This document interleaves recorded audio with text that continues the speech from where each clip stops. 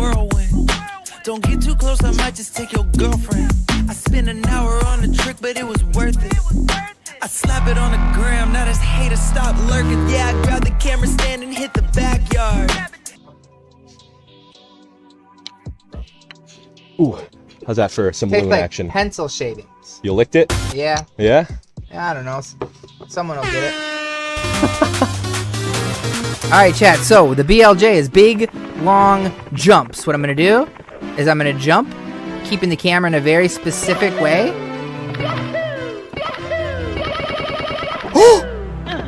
We first did it!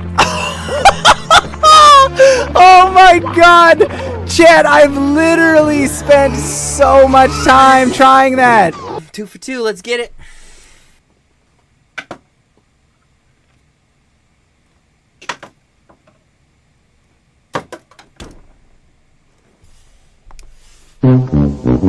So yeah, we're getting it down. We're getting it down. Yeah. Here we are.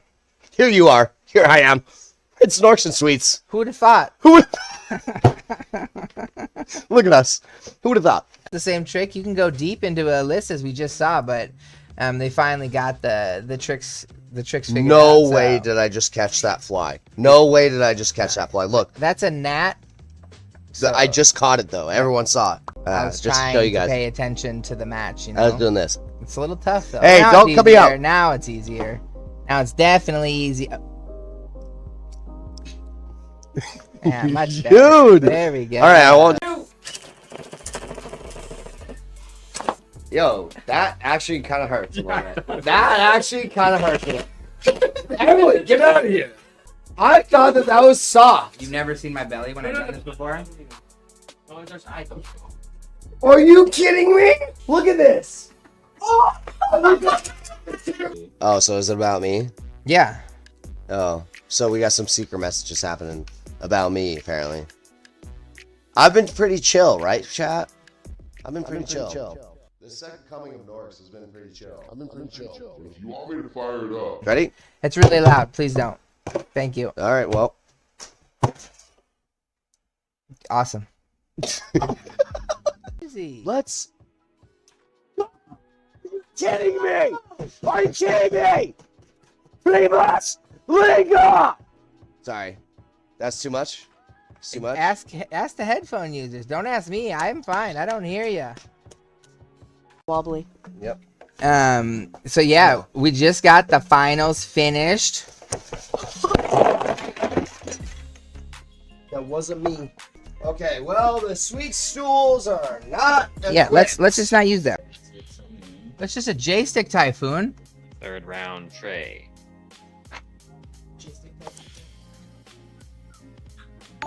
Closed. Last chance for point here, Jeff. That just happened. Hey, yank check.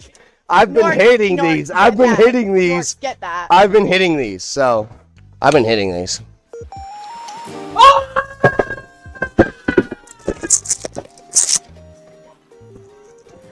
Yo, what's up, everybody? Welcome in. Good to see you, Matt Sweets here. It's office hours. Hope you all doing well. Hope you're doing good. Hope you laid some tricks this week.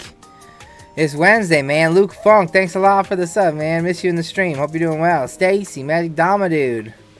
Let's go, Wayne. Jay Whipper, what's up, man? Falls Finest, Krabby, Stace. The squad's all here. What's good? How we doing? Welcome in. We doing good? We chilling, yeah. You gotta support the Ken Garden, you know what I'm saying? Gotta support the Ken Garden.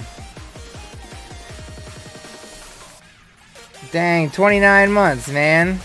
Why is that depressing? 2.5 months? I appreciate it a lot, man. Thanks a lot. Dude, I mean, to do it through Prime, too, that ain't no easy task. Baked Jesus, my man.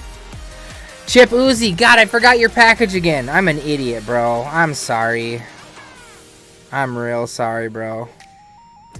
Oh, 1 month streak? Oh, 29 months. It's a 1 month streak. Got it. Got it. Got it. Dude, doing that with Prime is hard. I appreciate it. Holy. Jay Skrills, what's up? Good to see you, man. I hope everybody doing good. What's up? Yo, the Dama today is unbelievable. You're gonna die when you see it, so stay tuned in. After the Hesh Dad interview, we will be going over a little bit of that, so stay tuned. Crimson Cookie gifting a sub to the channel. Thanks a lot, brother. I appreciate it greatly. Thank you very much, man. Keeping that hype train a rolling. Yo, Krabby, what's up? It's not sparkly, no. Dude, got a tray. Let's go. 22 biddies. West, let's go. Dude, the hotel is dope. If you guys haven't checked it out, we'll watch it today on stream. We put up the hotel info. Everything about the hotel you want to know for NACO, so.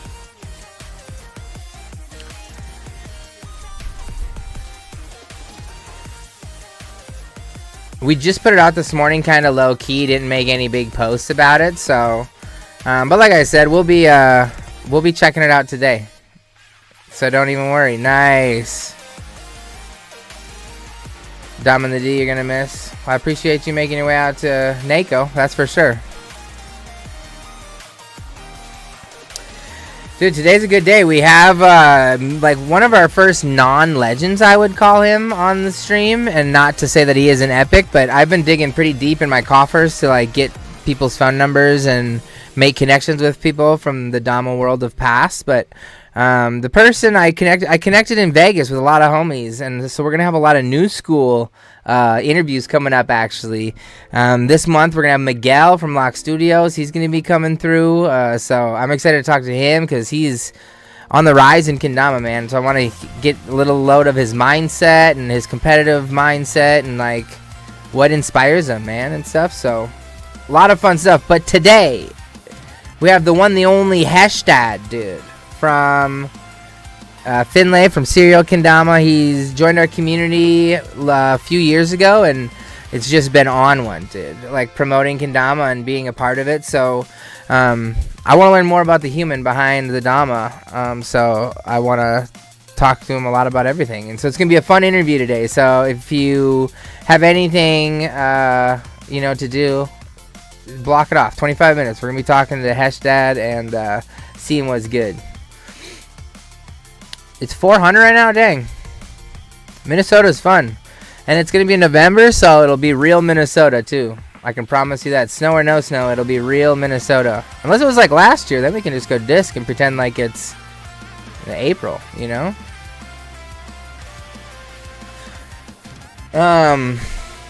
Yeah, this week's a good one, dude. I'm really excited about this Dama. I've been scheming on it for weeks.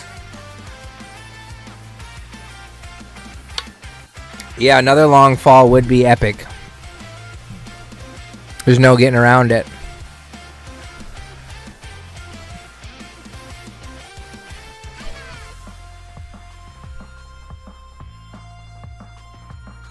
This song's good. So stick around. If not to kick it and listen to the awesome interview today, but to find out what we're dropping today. We're going to be watching your clips again today, so if you have a cool Instagram clip, anything you'd like to share, please. Yo, Jay Whipper! You need to go check out last week's stream, my man. Go check out last week's stream, my man. If you guys don't know, Jay Whipper in chat sent me a fully custom whip. Down to the Kendama string tassels, dude. Yeah, go watch last week's episode. Because I fully unboxed it. I took like 20 minutes to do it last week, I think, because I had some extra time. So, honestly, bro, I can't appreciate. I thank you very much. I haven't had a time to whip it yet. I've been very busy as of late, so I haven't done that film day yet. But it's on the books, and we're about to do it. That's for sure.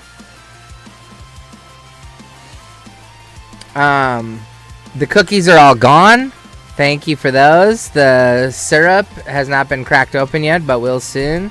And really, like, this is an insane gift, dude. So I'm excited to learn a new skill. Now that it's nice out in Minnesota, it'll be a perfect. But dude, this is The craftsmanship is actually insane, bro. Yo, Cody, what's good, man? Welcome in. Rick, I'm stoked. I hope you like it. But with Jay Whipper, I appreciate you very much, man. Thank you. One of the kindest gifts I've gotten in a while. So I'm gonna find a spot to hang it back here, dude. It's probably like sit right here. Look at that. We got the whip just chilling in the back now. I like it. Dude, yeah, it looks insane. I just haven't, it seems like one of those things I'm intimidated of, and then I gotta just do it. I had a Rubik's Cube for a year before I did it, because I was like intimidated, but I feel like I'm gonna pull that whip out soon. Jay Whipper, man, I really appreciate it. I'm glad you got into Dama too. Alright, thank you guys. Thank you very much for the hype train. I really do appreciate it. Thanks for all the gifts, subs. Epic.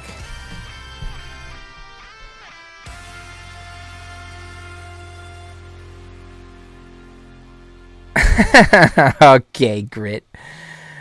Okay, let's do our quick Wordle and our quick crossword. Emma recently has been saying free.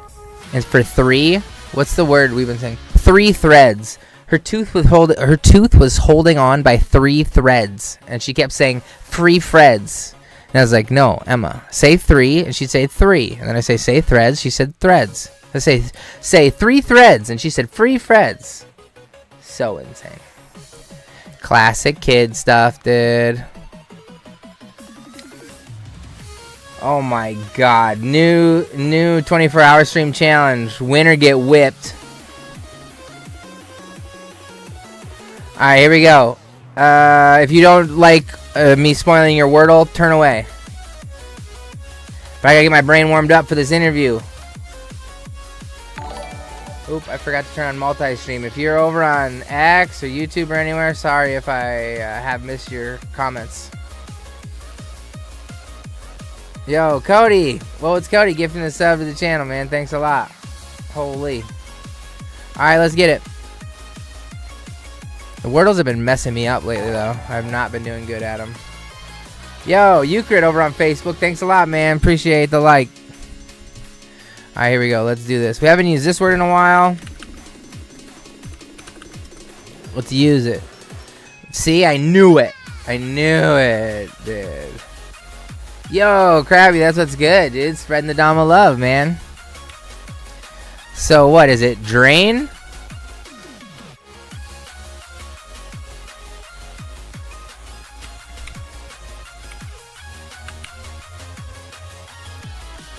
Can this be an I?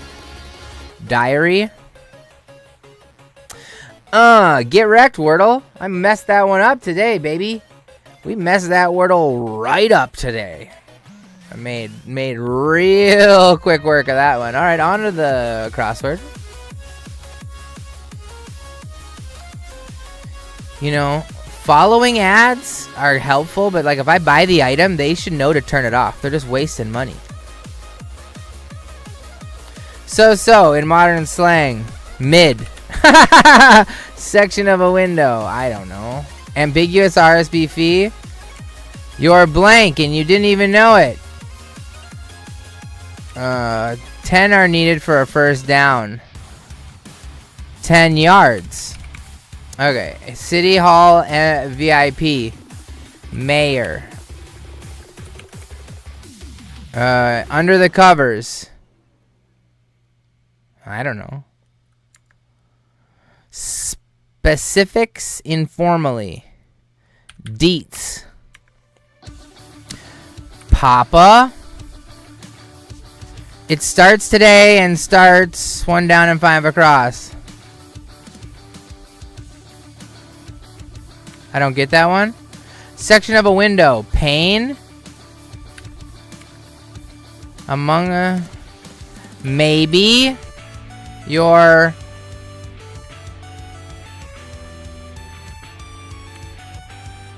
in bed. You're a poet. Yeah, 113, not bad.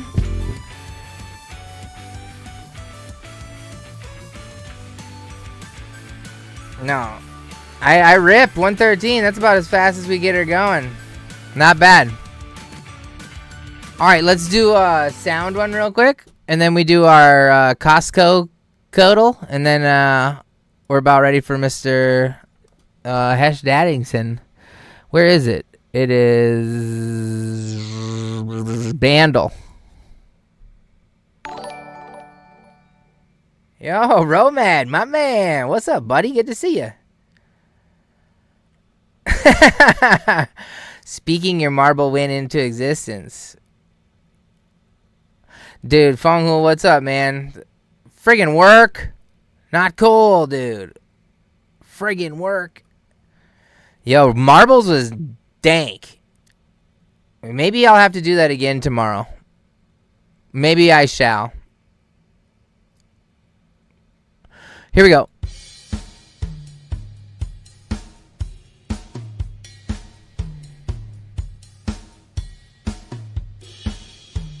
Dum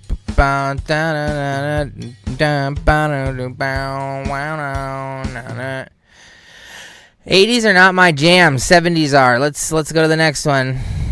I don't know. AC/DC.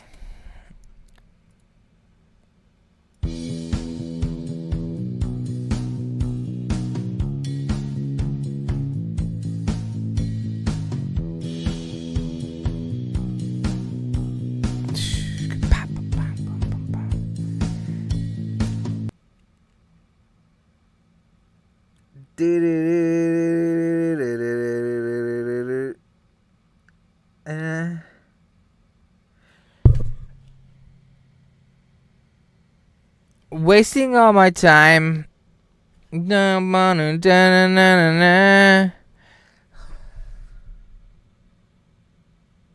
know the name of the song, even if I do get the tune in my head.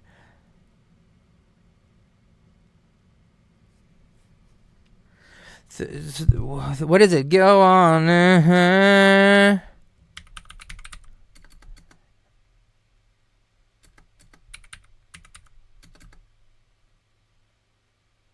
It's not even loosely. I know it, dude. Wasting all my time.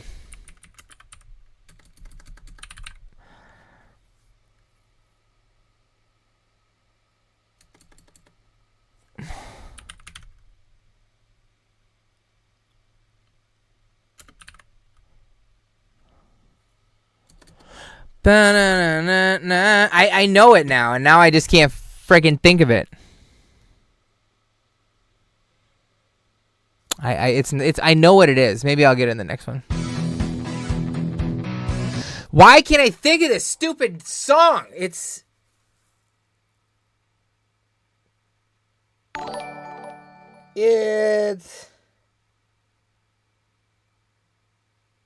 I played it in frickin' marching band.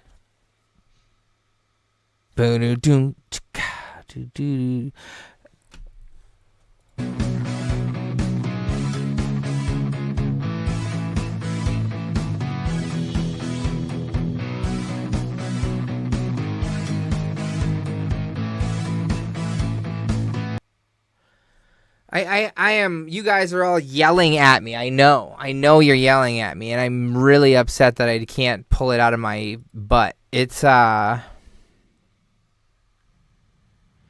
Is it, what's the song with 10? Is there, no, it's not High Five. God dang it, dude. This is going to kill me inside when I see what it is. I can't even think of the band.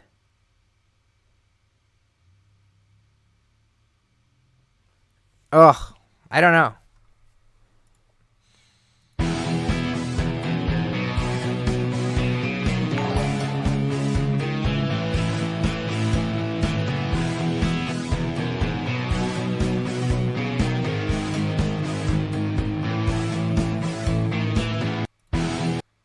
Oh, it's just gonna murder me. I'm just gonna keep skipping because I know the fucking song, dude. Sorry for the effing. Believing Hold on to the feeling. Don't stop. I'm an idiot.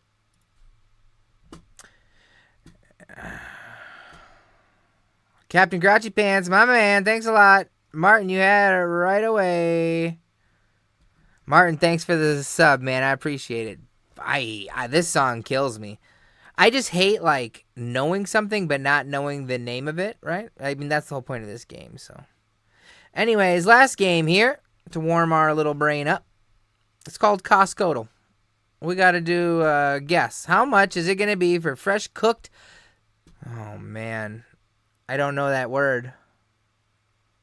I should know it. It looks like a seafood dish in a pot. And if there's a whole book, or no, that's not a book. That's one thing. Sogol, fresh cooked copino. Copino? 35 ounces. That's a lot. 35 ounces. That's a lot. All right, let's see here. It can't be more than $12.99. Can't be more than $12.99, right, chat? Okay, it can be. So let's go up higher.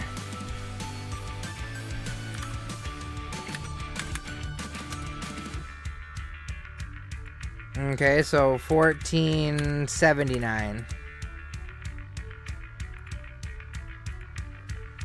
$15.99. All right, not bad, not bad. We got it in 4. How much time we got? Oh, we got just a couple more minutes. All right, one more game. If you've never seen these are all little fun games. You can play it every day.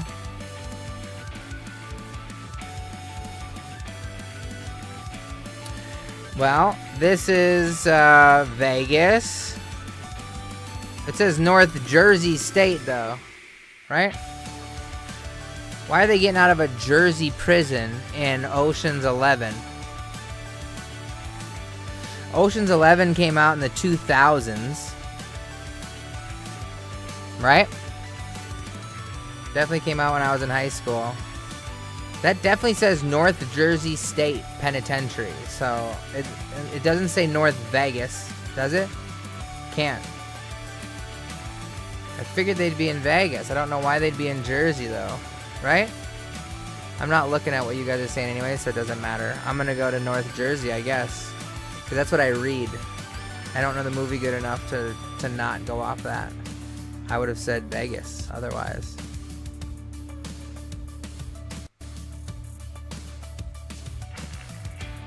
North Jersey.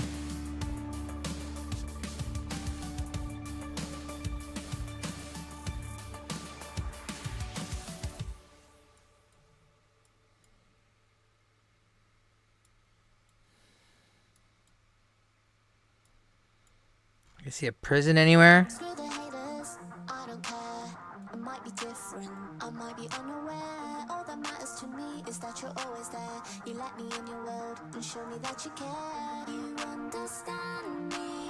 And I may be nowhere near North Jersey, whatever that's considered, either, honestly.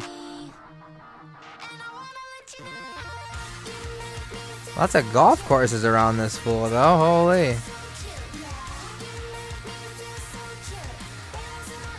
So if we're going North Jersey, I'm going to go North Jersey, you know what I'm saying?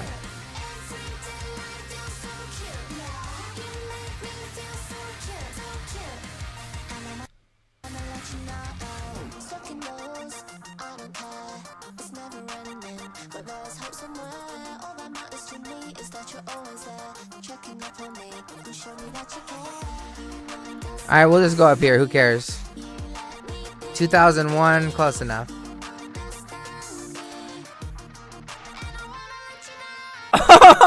Oh! Yo, that's insane, actually. Oh my gosh. What size are the girls' shoes?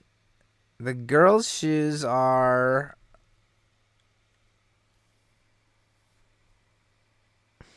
We just bought them. 9 and 12, I think.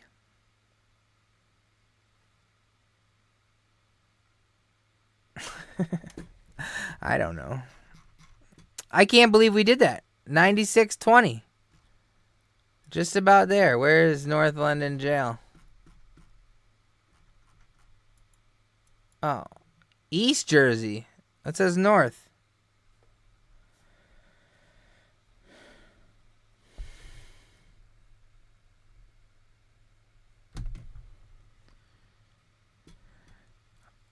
I don't always have my phone right by me, you know, so that's just what happens sometimes. Okay, let's get hyped. We have Magic Dama Dude. Not Magic Dama Dude. He's the amazing producer in the chat. We have Hesh Dad joining us today on the stream. So we are going to interview him in just a few minutes. So I got to get everything set up. I messed up yesterday or last time and didn't have all the audio stuff figured out, so I'm gonna leave you guys just a couple minutes early so I can make sure that everything is on point. And at 1:30 we are going to be interviewing the one, the only Hesh Dad. Alright, here we go. See you guys in just a hot second. Later.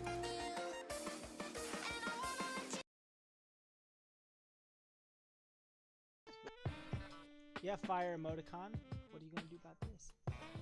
It's not a soggy sandwich, it's a moldy. I just got a moldy sandwich. Super moldy, but I got a soggy moldy sandwich. Yeah, soggy moldy, the only kind I like. Oh, Carter! Boom! 820 people live on the Sweets Twitch. Wow! Let's get it.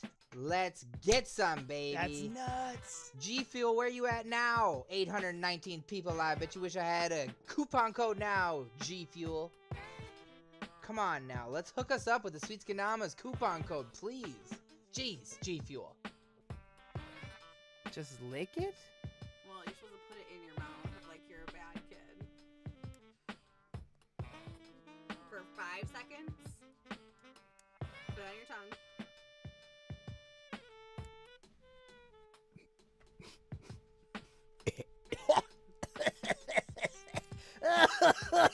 It tastes so bad. God,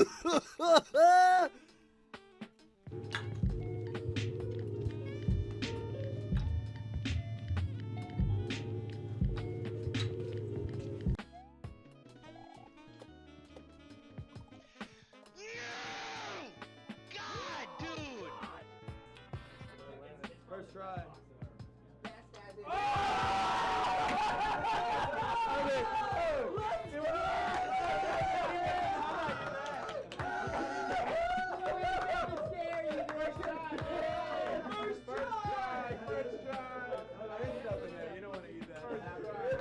First try, baby. Oh, man. Nice job. Let's go, brother. That's the grind. That's what it's all about. You don't give up.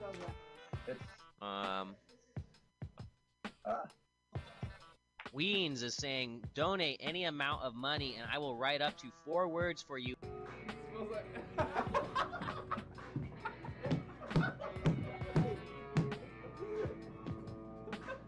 Hey, shout out to the $3 for Sweets getting soy sauce. Dude, I literally almost sent it without even trying.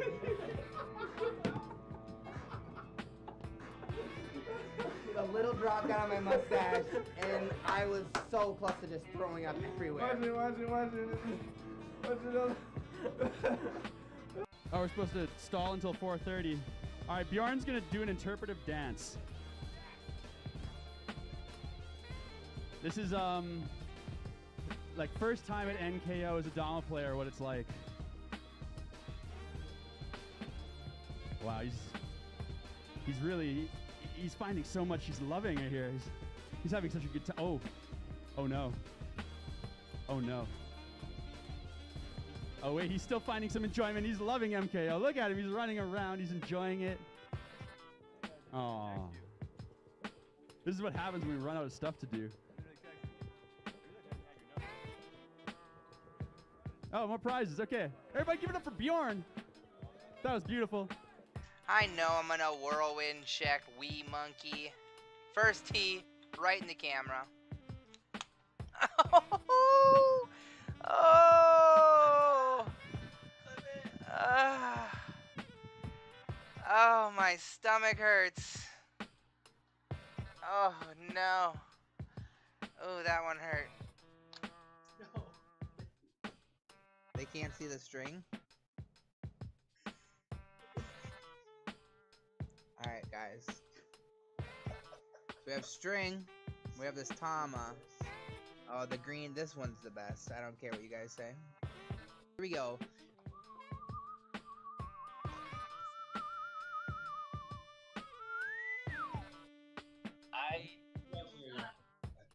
No judge yet. Okay. What up, C-Frage? How you doing? Killing it. That's so insane.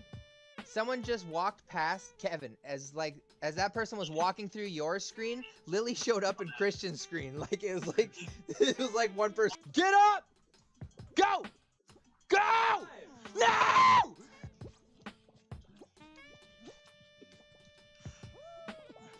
Nope, nope, nope! Gosh!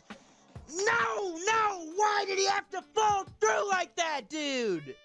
Come on! No! Gosh, dude! It's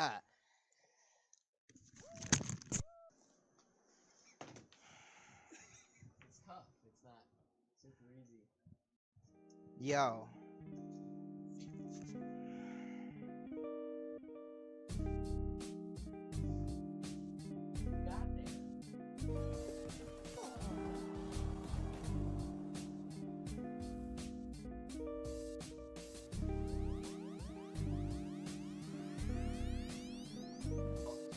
M-I-C-K-E-Y-M-O-U-S-E, Mickey Mouse. Mickey Mouse. Good dance. Forever let us hold the banners high. Hey, ho, Cody. Double me up. Yes, sir.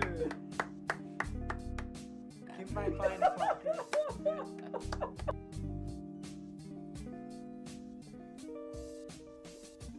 Yeah! No! How is that not me?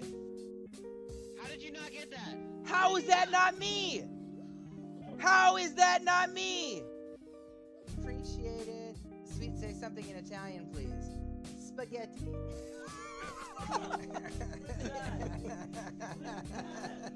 Oh, okay, I'm out.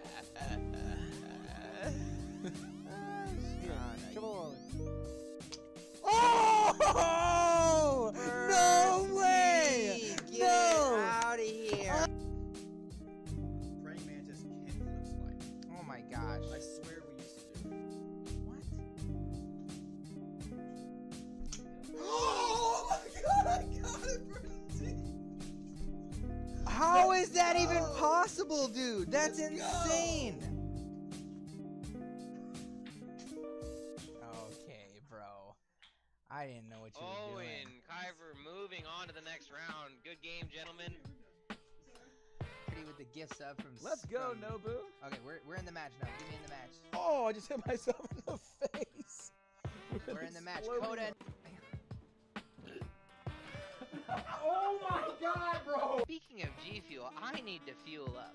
And if I fuel up, I only fuel up with the best stuff around, and that's G Fuel. Bahama Mama flavor. Look at 0 sugars.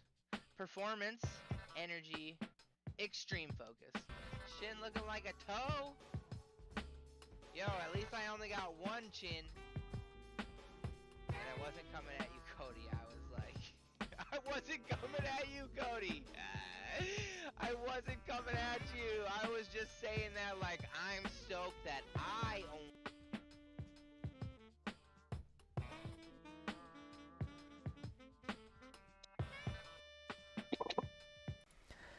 All right, everybody, welcome in for another interview here on Office Hours. Today, I am welcomed by a newer member of our Kendama community. I've been interviewing a lot of old school legends, but I have a new school homie who has been doing a lot for Kendama in the social media realms, helping bring other brands together through Kendama and really just overall inspiring joy and play in our world. And I couldn't be more stoked to have you on today. So let's give a big warm welcome to our good buddy Hesh Dad. What's up, dude? What's up, everybody? Dude, I'm very excited to be here. Dude, I'm super cool. I'm excited to have you, man. It's cool to learn new things about people because obviously me and you've crossed paths a ton, but like I don't know your whole story, so I'm super excited to dig into her a little bit today. Oh, dude, me too. I'm an open book of a human being, so I've got lots of fun stories and things to share. Nice, dude. Well, let's get right into it. The first question I have is I opened up calling you Hesh Dad because that's how I know you and that's who I know you as. Do you have a real name that you go by at all, or like what is your name situation? I think that's like the most common question. I think that's the most asked question that I get. Let's get it out of the way. Yeah, I'll lock eyes with somebody at an event or something, and they'll just be like, "So what's your name?" And I go by Hesh. I really do. It is not my birth name. I'll just clear the air there. That is not my birth name. If you look hard enough, you can find it. It's just something that I don't go by anymore. Long story short, I distanced myself from my family. They're a bunch of stinkers. So I left the name with it, and I had been using Hesh on social media for years, dude, like 7 years or something like that. Oh, okay, word. And it had already become just such a common thing for people just to call me Hesh because that's how they knew me. That I was like, well, let's just rock and roll with it. And then I did some digging too. I should look it up now actually, but the meaning of the name Hesh in another country, I can't remember what it is, but it means like brave and courageous and like all these really nice things. And I was like, oh, well, I align with all those things. So was Hesh not a skating? No, go ahead. Sorry. No, that's fine. So Hesh is a skating term. Okay. It was like lightly brought to my attention by the movie Hesher. I don't know if anyone's seen it. It's like an indie film with Joseph Gordon-Levitt. It's fantastic. I can't attribute the name to that, but I want to say I started around the same time that I had watched that, so the name Hesh was probably fresh in my mind. Yeah. But yeah, I grew up skateboarding, and I was in a hardcore band for a few years that played shows and stuff. So it all just kind of worked. Yeah, dude. And it's not a weed thing either. It's not a weed thing. Everyone thinks it's hash. It's Hesh. It's not a weed thing at all. Like 0% a weed thing. Yeah, I always knew it as like a skating word. So when I saw you, I just the name fit your profile, and I didn't think twice about it after I saw that. I was like, oh, cool name, solid. You know? Yeah, like punk looking dude. Yeah, he probably skates. Yeah, no, exactly. No, getting a name like Sweets, I can relate to just like it's something sticking after a while. You know what I'm saying? And then that becoming who you are. You don't have to talk about it a lot, but like, how long have you not spoken with your family? Has it been a while, like since a young kid, or is it a recent thing? It's been about, I want to say like 5 years now. I'm trying to think of how old my kids are. Yeah. That's like my timeline for everything. It's been about 5 years. Oh, dang. And it's been awesome, dude. It's been so sick. I've been able to like really dive into like the stuff that I have wanted to do without like unneeded pressures and opinions. I can imagine. Healthy for like me, so yeah, it's been like 5 years or so. Dang. So you grew up in like a straight-laced family. Let's go. I always like talking to people about their childhood anyway, so we're kind of getting into that. Like my first question usually is like, is there anything in your childhood that you did that would lead you to believe that you would play kendama someday, or that stuff that you did in your childhood, adolescence, was there anything that was like, a precursor to like kendama and other things you would do in the future? Yeah, absolutely. Yes. I mean, obviously I didn't know about kendama until 3 years ago. Like I'd never seen one. So insane. I'd never laid my eyes on one. But when I was a kid, quick backstory. If anyone in the skateboarding or snowboarding community knows of LibTech snowboards and skateboards, they're also called Mervin Manufacturing. to shorten that, my godfather is Mervin, and the two guys that own LibTech are like really close family friends of ours. We had Thanksgiving with them every year. Like we lived with them for a while. So I grew up around surfers and snowboarders and skateboarders. Like I got my first skateboard when I was 4. Dang. I was skateboarding with a group called the Borders for Christ. I was heavily involved in the church when I was a kid, but I was sponsored a sponsored skater through them when I was like 10 or 11. Dang. Yeah. No. I did that for like a year, and we ended up doing other stuff. But yeah, so I was super into skateboarding when I was really young. I learned how to ride a unicycle in like 4th grade just because it looked cool, and my dad had one. I was juggling really early, like 8 years old, 9 years old. I just like had a knack for weird stuff. Like if it looked like if it made me go, ooh, that's cool. I'm just anything at all. I'm just like, I'm gonna get it, and I'm gonna figure this out until I'm good enough at it that I can be like, hey, check this out, and then I'd go on to the next thing. Yeah. Skateboarding though is the one that really stuck out with me like the most out of everything. So I think that. And it's funny too because people are like, "Man, you got such a skater style the way you play kendama." I'm like, "Oh, well, that makes sense." That's what I've been doing my whole That's life, what right? I'm mostly rooted in. Yeah, is that. Oh, that's so cool, dude. That you grew up like, so the company. I know the company as a snowboarder. Like that's kind of insane. They were big. So Yeah. Where were you located? Where were you living? Just like Linwood, Washington. Oh, okay. So you grew up in 15 like minutes Washington? south of Seattle. Yeah, born and raised. I've never left. Oh, really? I thought Yeah. Oh, yeah. Finley. So you work for Finley, but not in Finley in Oregon? Yeah, I'm really good at just like leaving that out of. Yeah, you're really good at that too. Like I somehow thought you were there. Well, and it's funny, even Kelvin Wong at LVKO, he was like, Hesh, the owner of Finley. People think I'm the owner of this thing. No, I'm not even there, man. That's actually clowning. But no, I can give you a little backstory on that too, yeah. I guess. We can jump around. I don't care. Let's go. Oh, cool. So I was working as a Zoomy store manager in Northgate. It was actually their first location. I wasn't managing it when it was the first one, but that was just a cool thing about that spot. But anyway, the Finley dudes came through because they were trying to get into Zoomies, and they were like, "Hey, we want to give you and your team some hats." And I was like, "Yo, that's super sick." So I tried a hat on and was, obviously like anyone that's rocked one, they're like, "Yo, these are sick." Yeah. So then I just started blasting them with emails. Honestly, I would have told myself to go away. I've been like, you're annoying. But like anything I do, I went all the way into it, and we ended up getting them into Zoomies. It wasn't all me. It was just kind of like I'll tell you to talk to this person type thing. Yeah. And then, long story short, they ended up bringing me on.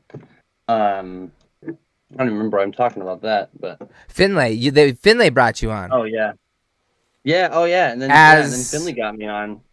So Finlay brought you on as social media manager of sorts? Yeah, exactly. Yeah. So they brought me on just because I just started making content. I wasn't making any kind of content before that. So I just started taking pictures at skate parks and trying to take clips with, my hat and just doing cool stuff.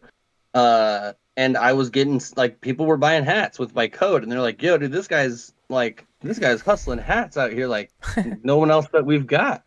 So I kept emailing them, and eventually they're just like, "Yo, let's bring you on. We'll have you start managing our social stuff."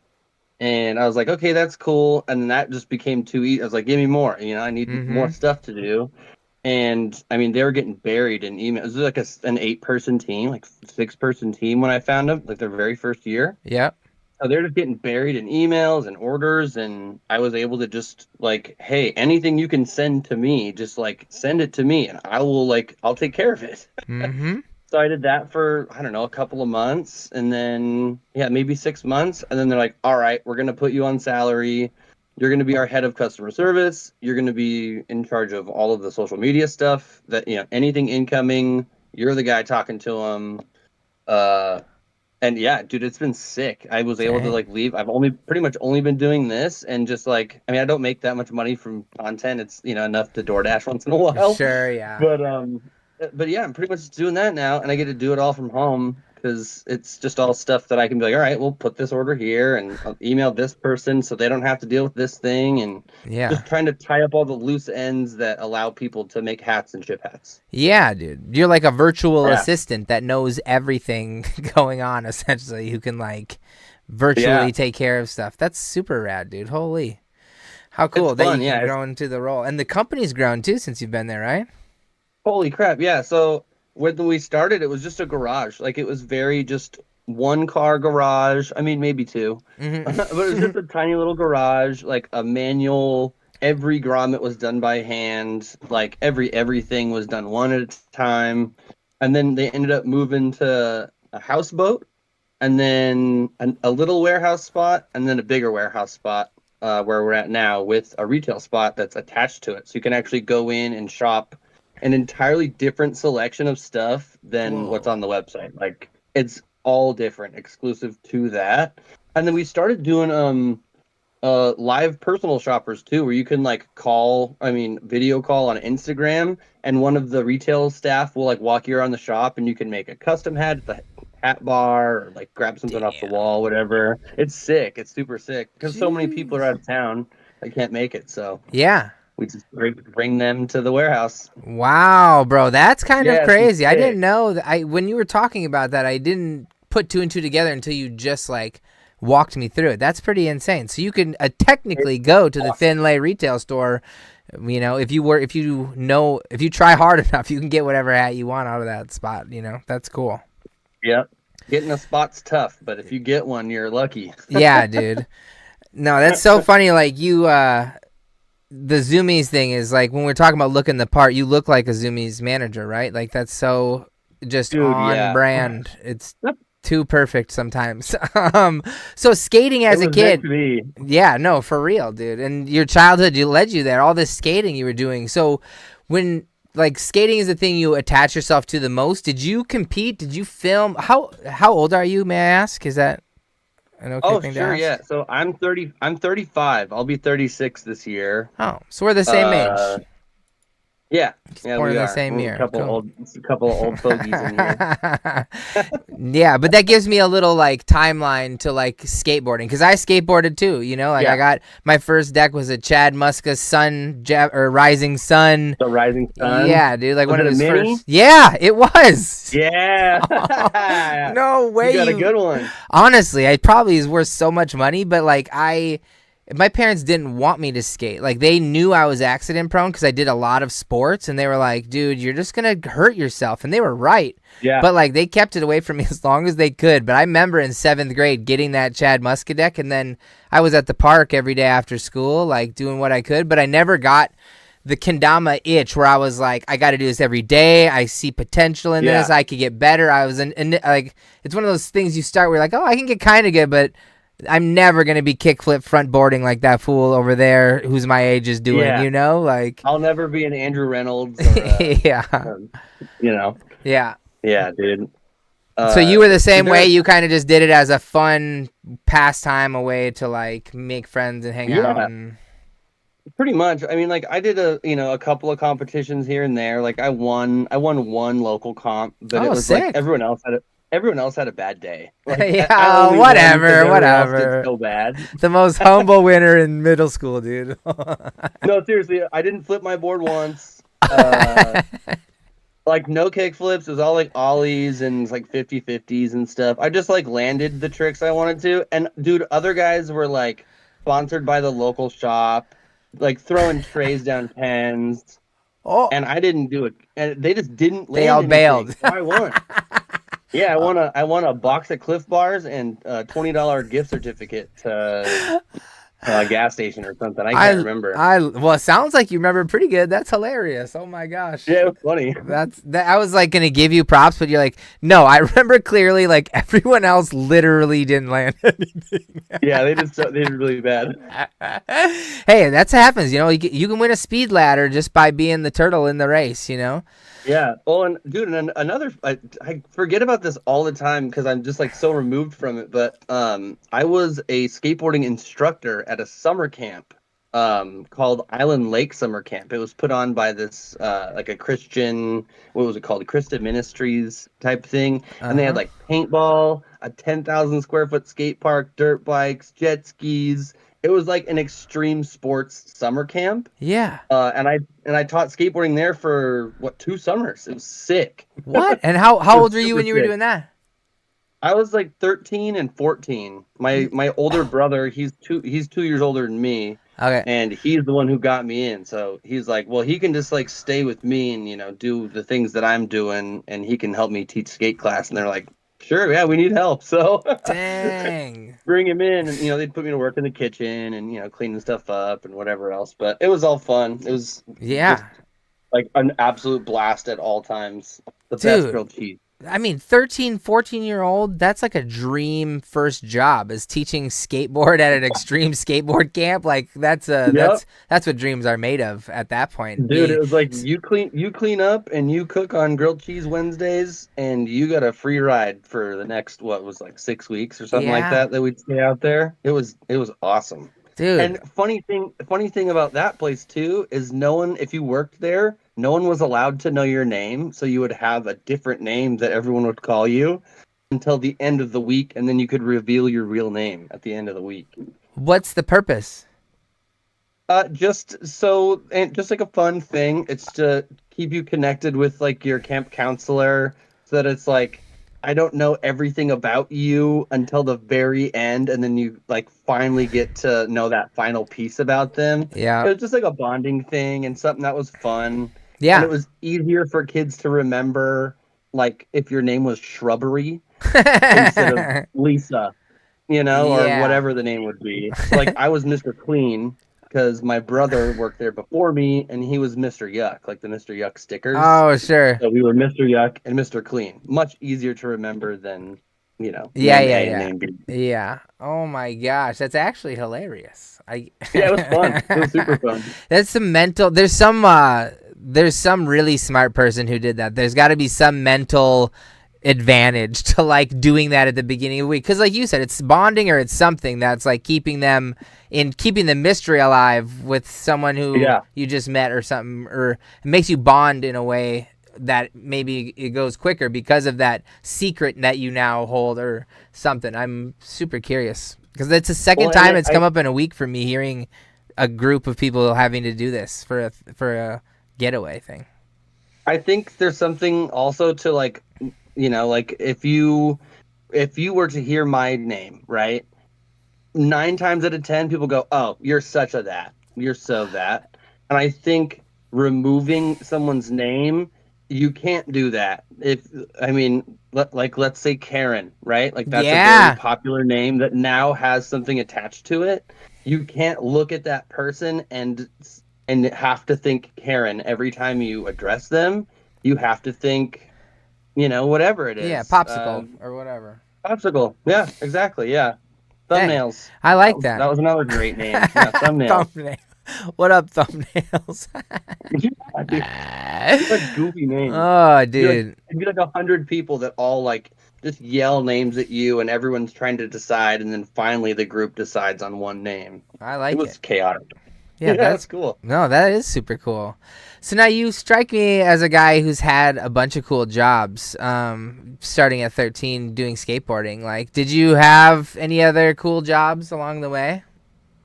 Dude, no. Not really. Just normal jobs. I worked a bunch of jobs that I thought I was supposed to work. Yeah. Like, I would try being an electrician for a few years. Nah. Not for me. I was scared the whole time. Dude. Frightened. I just kicked it with a homie who's an electrician who's like, yeah, dude, last week got fully crisped. Like, he died because arc jumped from something to him, and he didn't have anything to do with it. He didn't do his job wrong at all. He was just there in the wrong place. And I was like, how do you go to work every day knowing that that can just happen to you? That's actually insane. Nope, not for me. No, I did a lot of like service industry jobs. Oh, I guess I worked at a pirate bar once. That was a cool job. I worked as a bartender at a pirate themed bar. That was pretty sick. So you dressed up for work every day? Patch and all? Not every day, but like I mean everyone was like pretty piratey. I had like chest length hair at the time, like really long hair. Dang. And I would like curl my mustache up like Hook from like the 90s Hook. Oh, I want to see long-haired mustached Hesh, dude. That would be epic. I'll do a throwback one of these days. I'll send it to you. I won't forget. There's some gems. I bet, dude. But it's like if you crossed me and Johnny Depp together, just like imagine what that kind of looks like. Yes, I can imagine, dude. That sounds epic. Sick. But yeah, after I had kids, or after I had my daughter, she was up in my hair and up in my beard, just pulling it out all the time. I had to let it go. It's the only reason it's short. Really? The kid? I couldn't take. Dude, it hurts so bad. So bad. Oh, dude, beards, I can't even imagine. Mine gets a little long, and I'm just like, how do you fools with long beards deal with it? But I miss my long hair like every day. I don't have it. I grow it and cut it. And it's just my cycle, but like missing it is part of my cycle too, I think, because like it's just because that makes you want to grow it out again. Appreciate it more when it's back. Exactly, dude. Exactly. Cool. Dude, tattoos. I wanted to talk about and touch on them just because I have lots of tattoos. I enjoy them. And I'm sure you have some cool stories about them in general. When did you get your first tattoo? My first tattoo, I was 18, and it was I got matching tattoos with my dad and my brother, and we all got them on like the same day.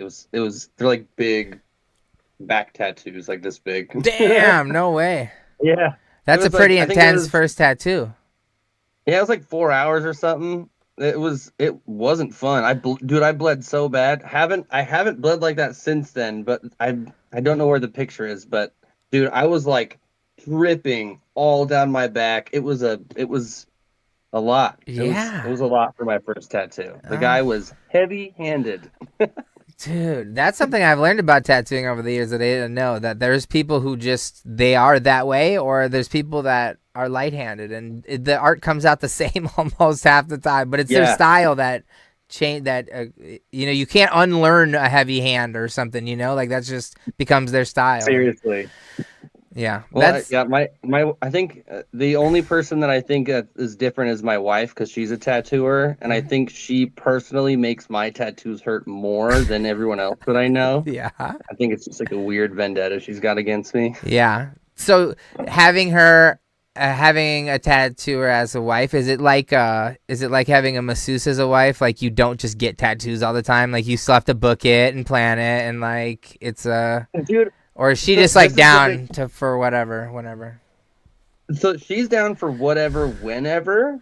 But I think it's something I wish I would have known, or I guess been more prepared for, was that when you have just total access to tattoos, all of the stuff that leads up to the tattoo, you would normally get, figuring out where you want to go and figuring out who's going to do the design, and saving up the money, working to save up that money, like thinking of the date in your head for months out. All of that goes away. It's all gone. Yeah. And it's just like, so do you want me to blast this on you really fast? And you're like, you know what? That sounds like it's going to hurt. And I don't want to do that right now. But honestly, it took a lot of the fun of like the process of getting a tattoo away. And I'm such a process-oriented person that I have a lot less fun getting tattooed now.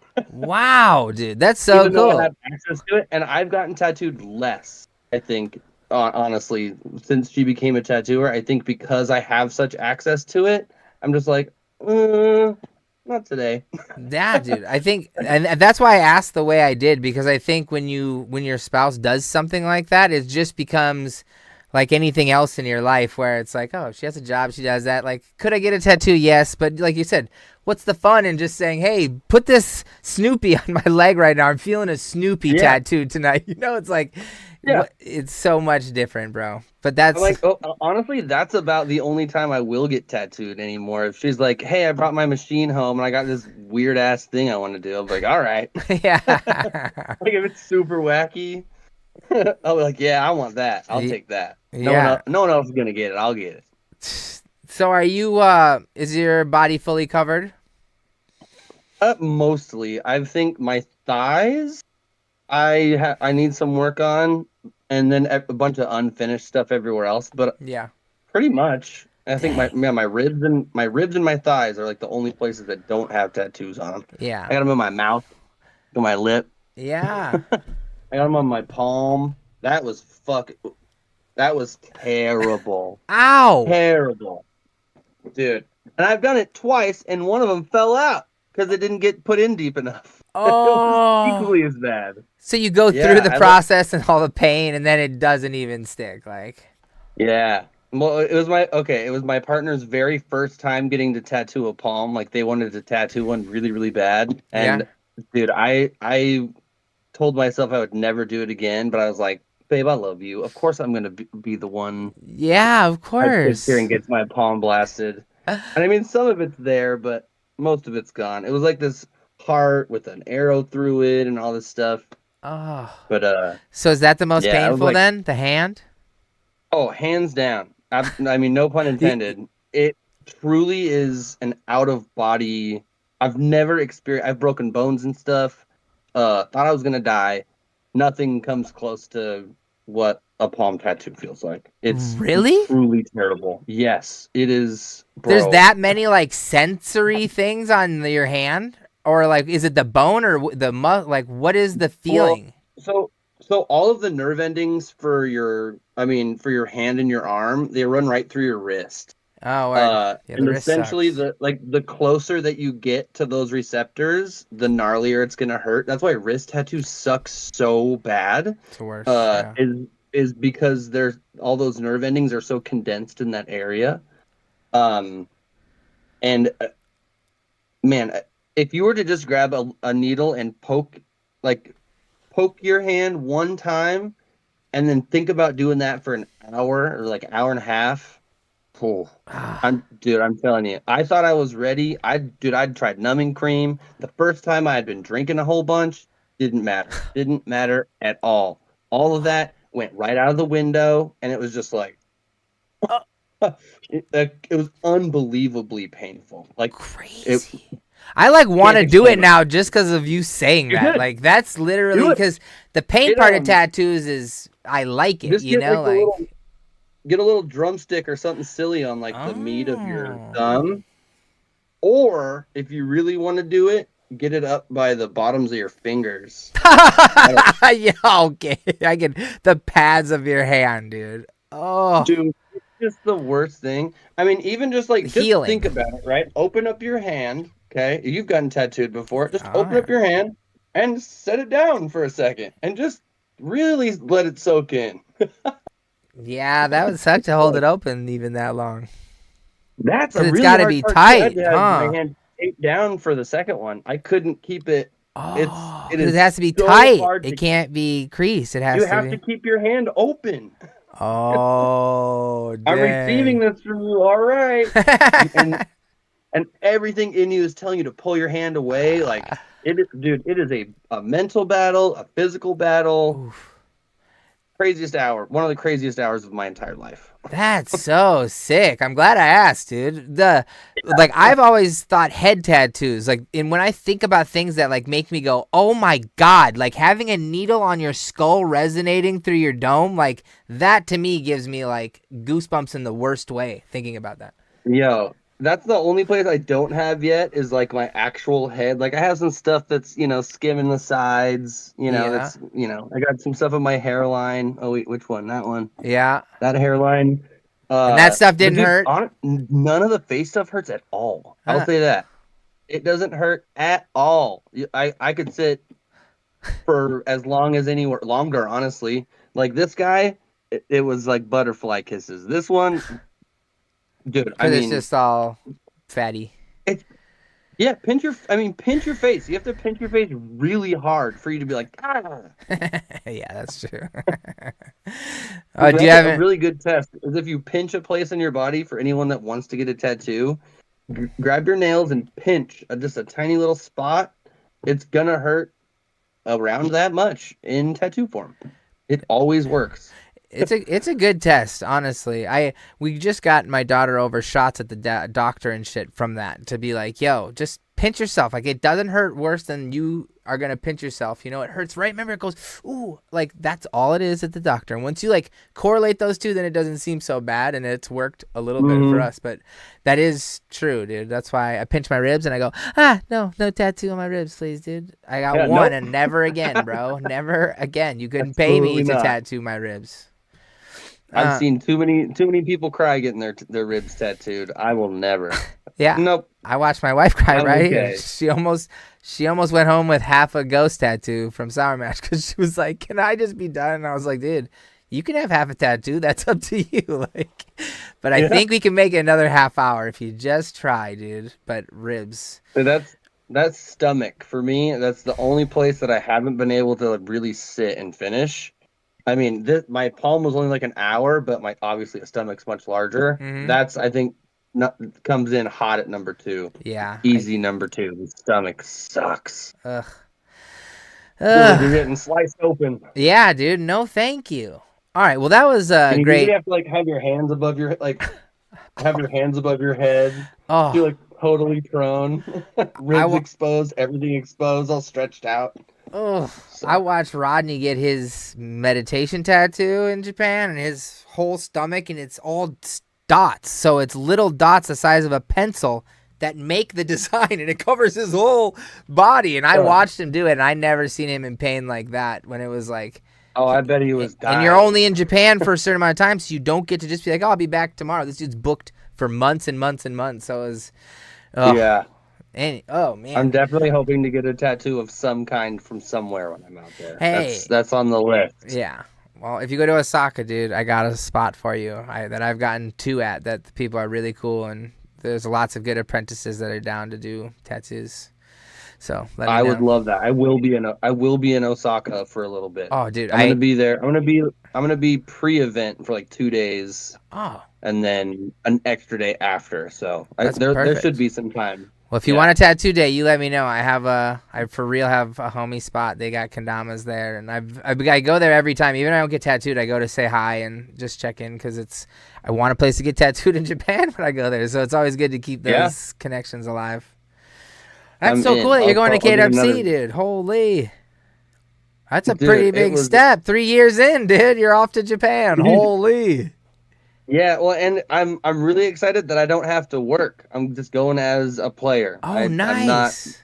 I'm not working a booth. I'm not, obviously I'm representing for Finley and Serial, but I just get to go and experience Japan. There haven't been many things in my life that have made me want to travel.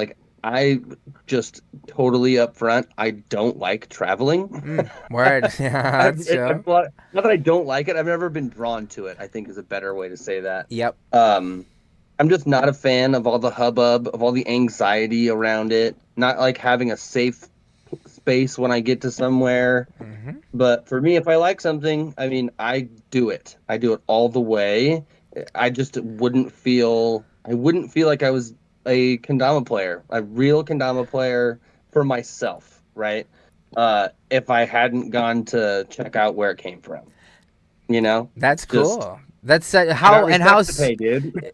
I love that. That's how you feel, man. How soon into your kendama journey did you feel that you were like, dude, I am going to Japan. I am going to make this a goal. This is a real thing in my life. 1 year in, a month ago, what do you think? I would say the beginning of this year was when I had entertained the idea, oh, that'd be cool, but I'd never really had a fire to figure out how to get there and be like, babe, we're saving some money, mm-hmm. we're gonna make this happen. I would say that was early this year when I was I think when I realized it could happen, I was in the right place just like financially, but also the right place in where I was at with Kendama and like how I really felt about it.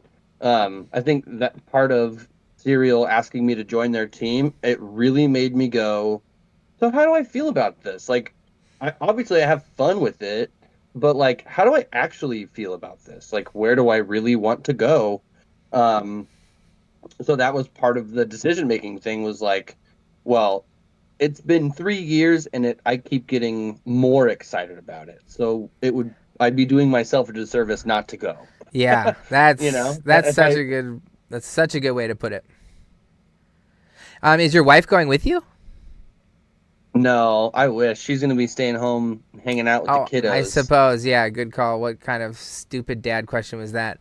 Well, so are you going? We have a bunch of people that live here. So there's always grown-ups here. We got her brother, so my brother-in-law, he's here with his partner and their 2 kids. Oh, wow.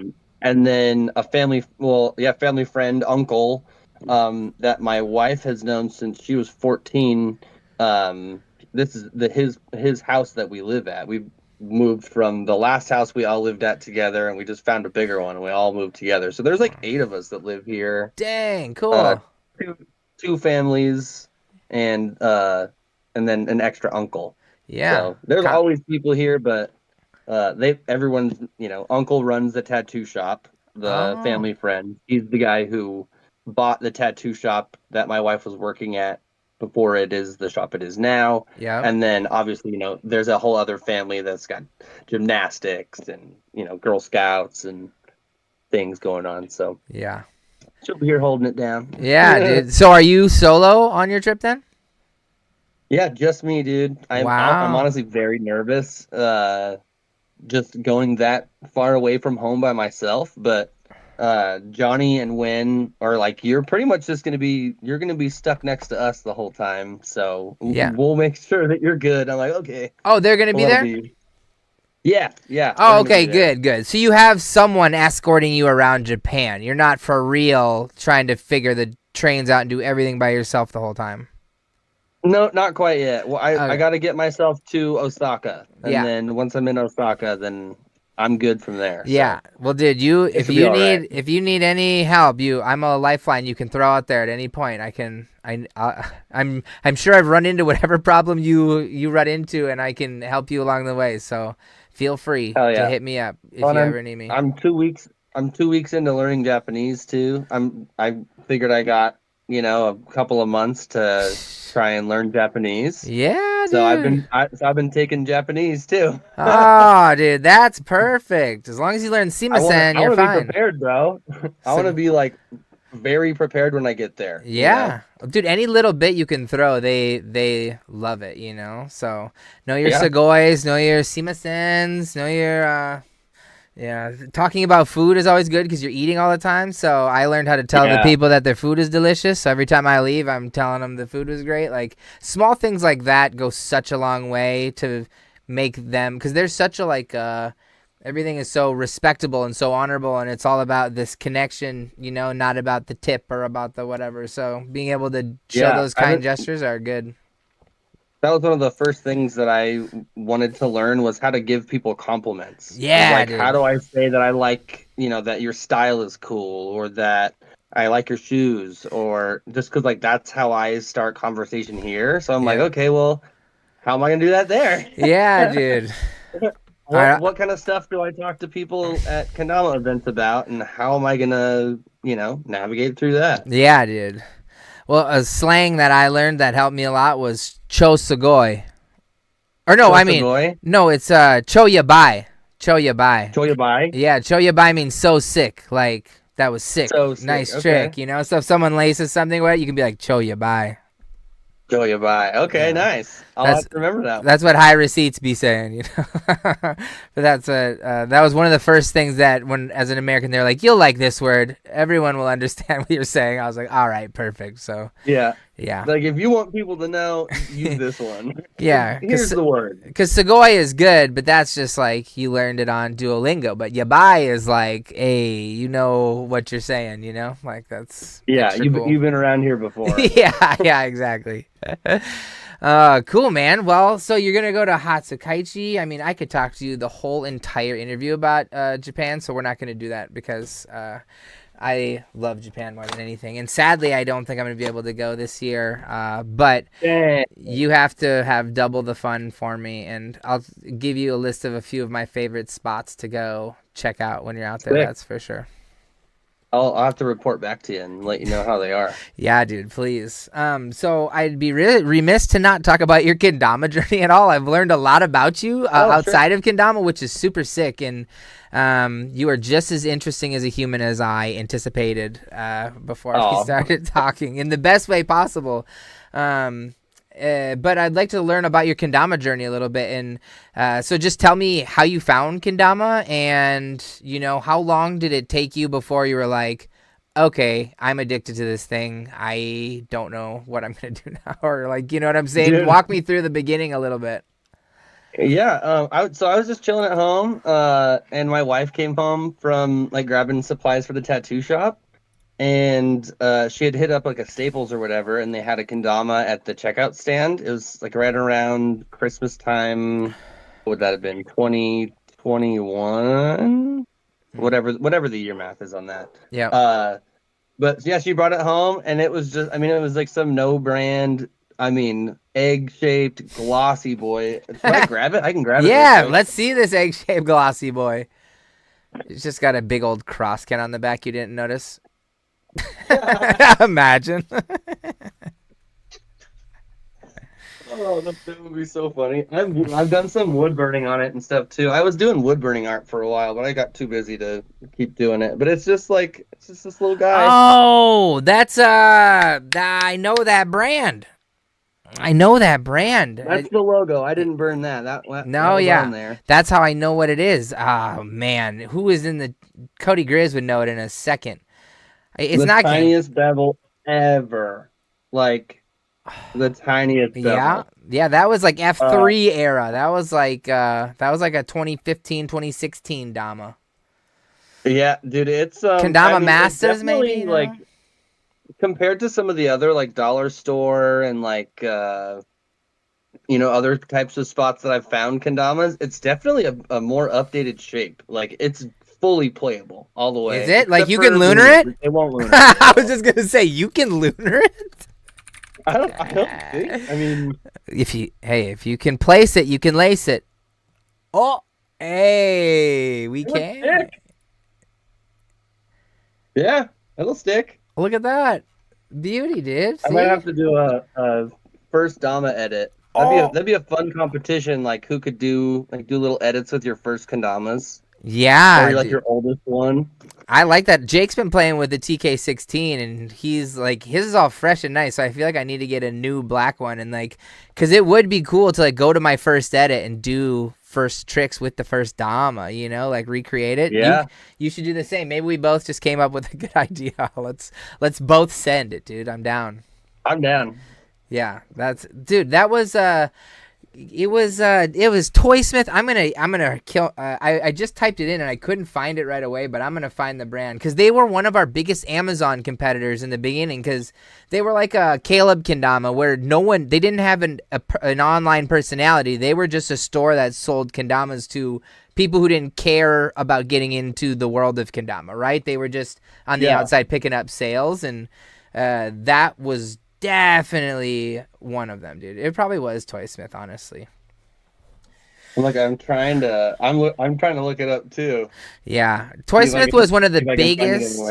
They were one of the biggest ones, but they had serial numbers on their kendamas. They were so Chinese manufactured. Like they just didn't even bother to tell the people to take the processing numbers off of them. It was so. Just leave it. They showed up to Toy Fair one year with a full lineup. Like we had all our brand new stuff we had hand painted, and then they just came with these Damas that were half as expensive and like half as good, but.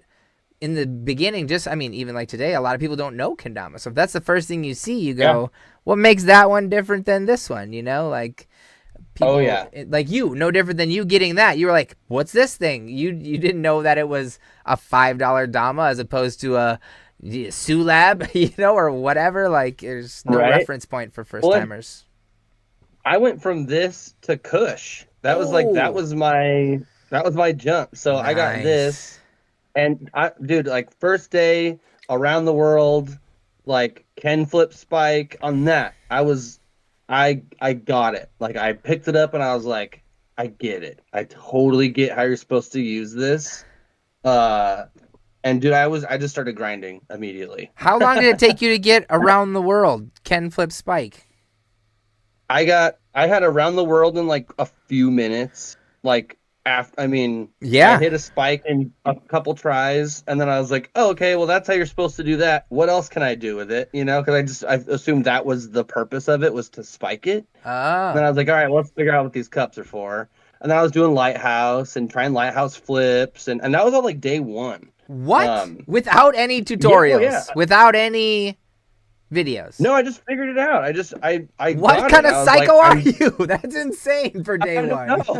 I've met like a couple people like you who I teach, and they like can get to lighthouse in day one, but it's like someone who has a lot of hand-eye coordination, and you probably fall right into that. That was Dama Ghost. Yeah. That was Dama Ghost. If you follow them, that was day one. They're like, oh no, okay, no, that makes sense. And now they're just insane. And now they're insane. That's so insane, dude. But yeah, so I was grinding for, I don't know, maybe just a couple of weeks, like a month maybe, and then I was like, all right, well, this thing's falling apart, and like the Tama cracked, and I was like, all right, well, like that was cool. And then I saw Josh Grove and Wyatt when I was doing outreach for Finley. I was just like looking for new communities to check out, just because like, you know, we'd been doing hiking and we'd been doing skateboarding. We're like, let's see what other people are doing. Yeah. And disc golf too. So I bet disc golf is kind of what pushed that into like our realm. Crazy. Yeah. So I saw Josh doing some stuff, and I was like, oh, that's cool. Let's send him some hats. You know, let's see if he wants to get some hats. And he was like, oh yeah, I'd love some hats. And I had messaged Wyatt Bray the same day, and they're both like, yeah. Come to find out, they're both from Oregon. I'm like, oh, well, this is no way. You didn't know that. Crazy. I had no idea. Yeah, I didn't know that. I didn't know that people were competing. So when I saw like Wyatt Bray was champion of this, I was like, that's hilarious. I thought it was a joke. I really thought it was a joke. I was just like, oh, these guys are funny. I like this, you know? No way. Yeah, I thought it was all just like, you know, like the rivals and stuff. I'm like, get out of here. You got a rival? Okay, yeah, you got a rival with your ball and cup. You know, I had no idea. But I was stoked on it. I thought it was cool. I was like, oh, I got to figure out what's going on here, because you know I knew there was something fun to the rivalries and whatever. Yeah. But Josh was like, yo, like, thanks for sending out these hats. Like, can I send you a couple of kendamas? And I was like, sure. So I like did an unboxing, and dude, I was like learning lunar flips, and like, you know, I really started like picking it up. Come to find out, 3 months after I started playing, I'd been playing it backwards because I'm left-handed. Ah, the classic. I learned one-ups. I learned one-ups backwards. I learned lunars backwards. I had to like learn everything like in a totally weird way. Like I had to learn how to do inward lunar. Oh yeah. By pulling up, but like pulling up and all the way to the left to almost make it like 180 in the air. Yeah, to get up there. Mm-hmm. It wasn't like just pulling it up into it. It was this weird like lunar. I played a lot of left-handed, right-handed. Yeah, because Christian, I love playing with the left hand, and Christian Fraser, obviously, I've known him from the beginning of my kendama life, and he plays right-handed kendamas as a left-handed player, and his reasoning always was, well, if I play left-handed kendamas, I can't try anyone else's kendamas out. Like, it won't work. Like, it literally is impossible. So, in the beginning, he just was like, I learned this way, I'll just keep going because I want to play my friend's Mugen, and I can't if it's not lefty. Not can't is the wrong word, but I always thought that was a really interesting reason to not switch, you know? So, did you switch? Do you string up your damas now lefty? I do, yeah. Yeah, word. I'll still pick up whatever, you know. Like if everything comes right-handed, so usually the first session that I have with any Dama, it's backwards still. Yeah. But I can play it. Honestly, I can play it the same either way because I learned all of my basics backwards and learned them like really well, Yeah. I can just do like pull up either way, whatever, lunar, whatever way. I can still inward lunar the way that I learned it the first time. Oh yeah. So I just, I just keep going lefty after the first session at least. No, why not make it easier on yourself? I agree 100%. Yeah. I'm like, I want to finish this thing now. I don't want to re-waste it. I'll do that later after I got my fresh Dama fix in. Yeah, dude. So on social media, obviously that's where you viewed most of your kendama. Is there people in the beginning who inspired you to keep going, to get better? Like, is there accounts that you were like, these were the dudes that were pushing you? It was Josh. Josh was like the guy for me. I bought a slackline because of that guy. Hey, let's go. I saw him do a slackline clip and I was like, I'm doing that. I want to do that. I had been wanting to get on your team. So I was like, I'm just going to follow all the Sweets guys and I'm going to try to do what they're doing. I remember Coop did this like weird like foot kickstart thing and like challenged people to do it. And I was like, I'm going to be the first one. Like, I was pretty much, just like watching your guys' crew, and because that was like my first introduction into it. Yeah. And like Bonds and Wyatt, because like all the Chrome graphics really stuck out to me. Mm-hmm. Just like their kind of metal punk rock, like grimy style stuff. Yeah. So yeah, pretty much that squad of people. Yeah, cool. And so we get to present day Hesh in kendama, and recently you've been sponsored by Cereal Kendama, man. Tell us a little bit about how that came to be. Dude, so that was a surprise, honestly. It came out of nowhere. I thought, so Johnny hit me up, the owner of Cereal, and he was like, hey man, like, can we hop on a video call soon? And I was like, oh sure. I figured it was, they wanted to make some hats or something. Mm-hmm. So I had like all of my paperwork ready, and like, okay, I've got all my all my spreadsheets open, make sure I can get it all their stuff plugged in and whatever. Yeah. So I was like fully in Finley mode, had no idea. And then they popped a question, and I was just like, oh, this was unexpected. Yeah. I'd never, I'd never gotten any like float Damas or anything really. Like they'd help me out on like, I didn't want to buy a 2-pack, so they hooked me up with a single one for a good deal, or like stuff like that. Yeah. And I'd been making posts and stuff for them. I did not know that I was on their radar like at all. I really didn't. I just did. I was in utter shock, and I'm still like, I can't believe it. There are so many talented kendama players that all deserve sponsorships, and honestly, it's a lot of pressure for me to be so new to the community, and honestly, to be able to gain the trust of everyone, to see that I'm not just like some content creator guy that's trying to like make a bag from kendama.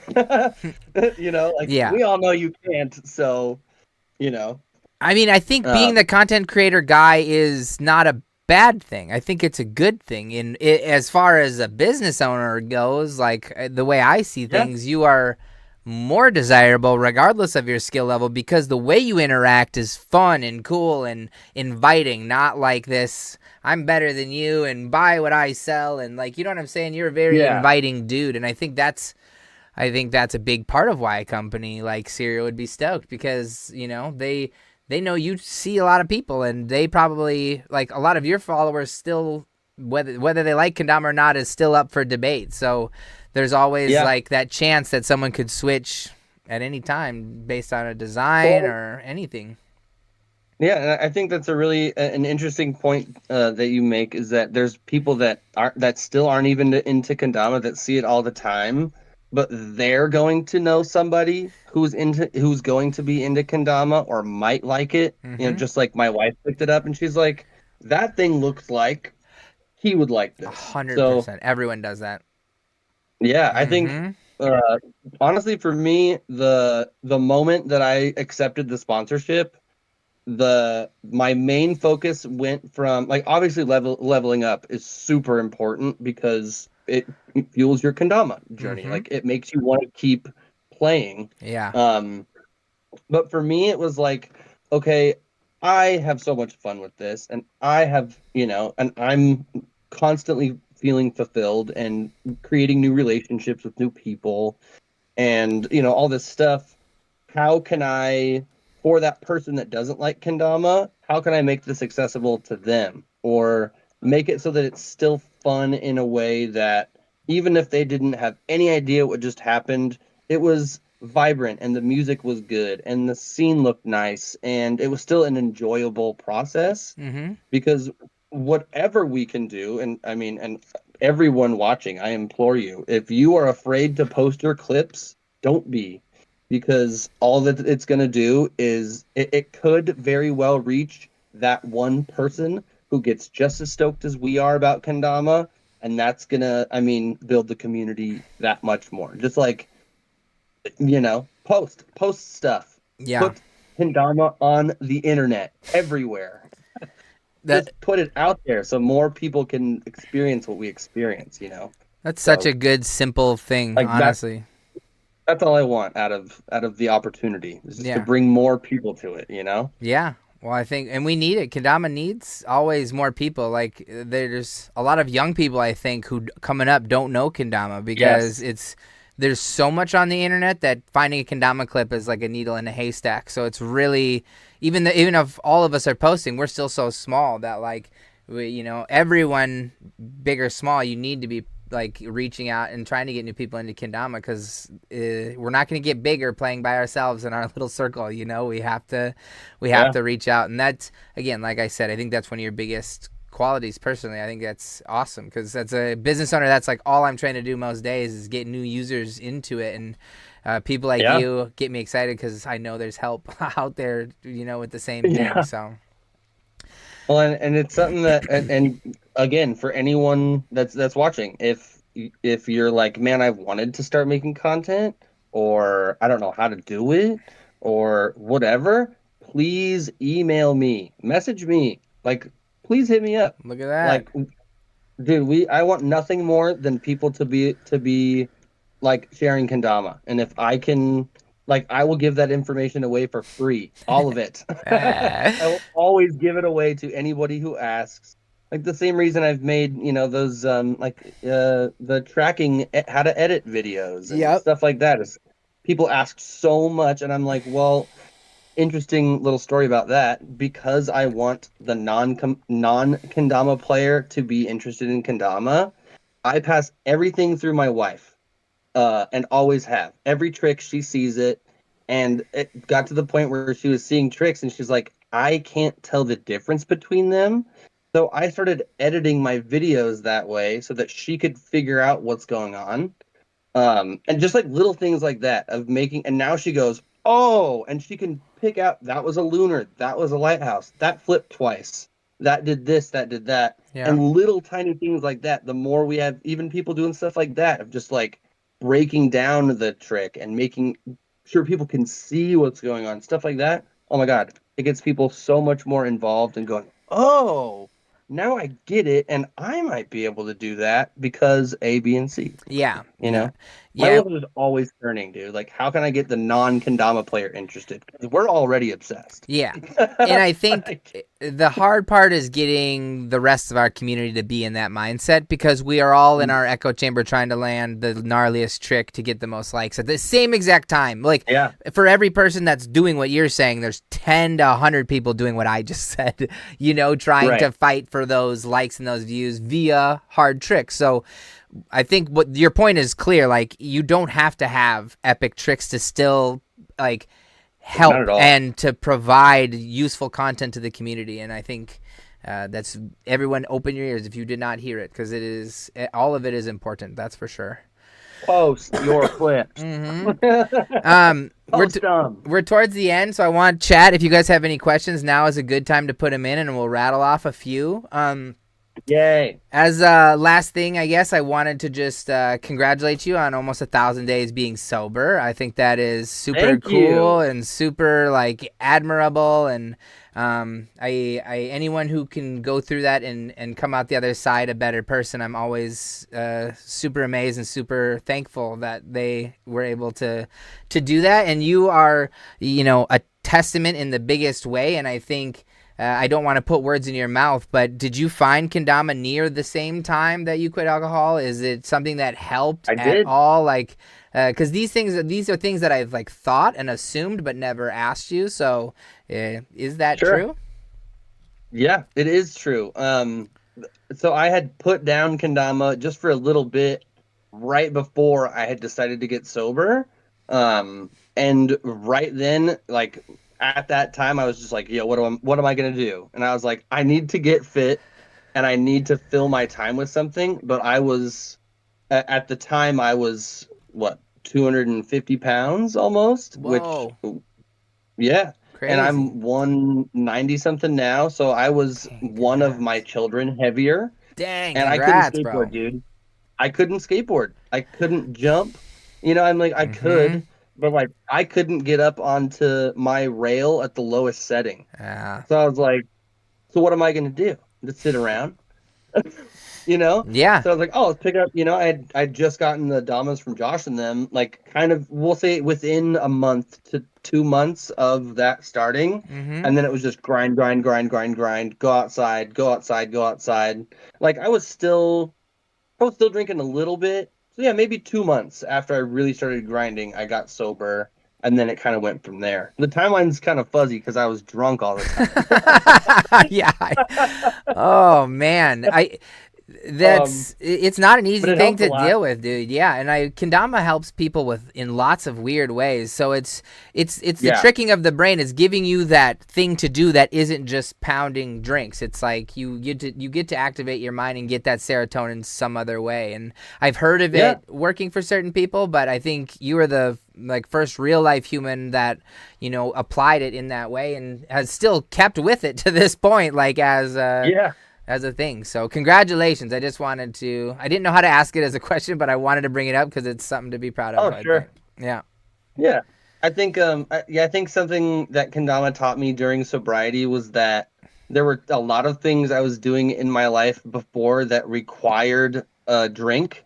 Before, even if it was like, oh, I'm going over to my aunt's house that I don't really like that much, I'm gonna take a shot before, or like any social thing, I'm gonna go to the bar, but I only go because I have a couple drinks and I don't mind it as much. I started picking at those things where I was like, I only do this if I've this first, or I only do this if I've done this first. So why am I doing it at all?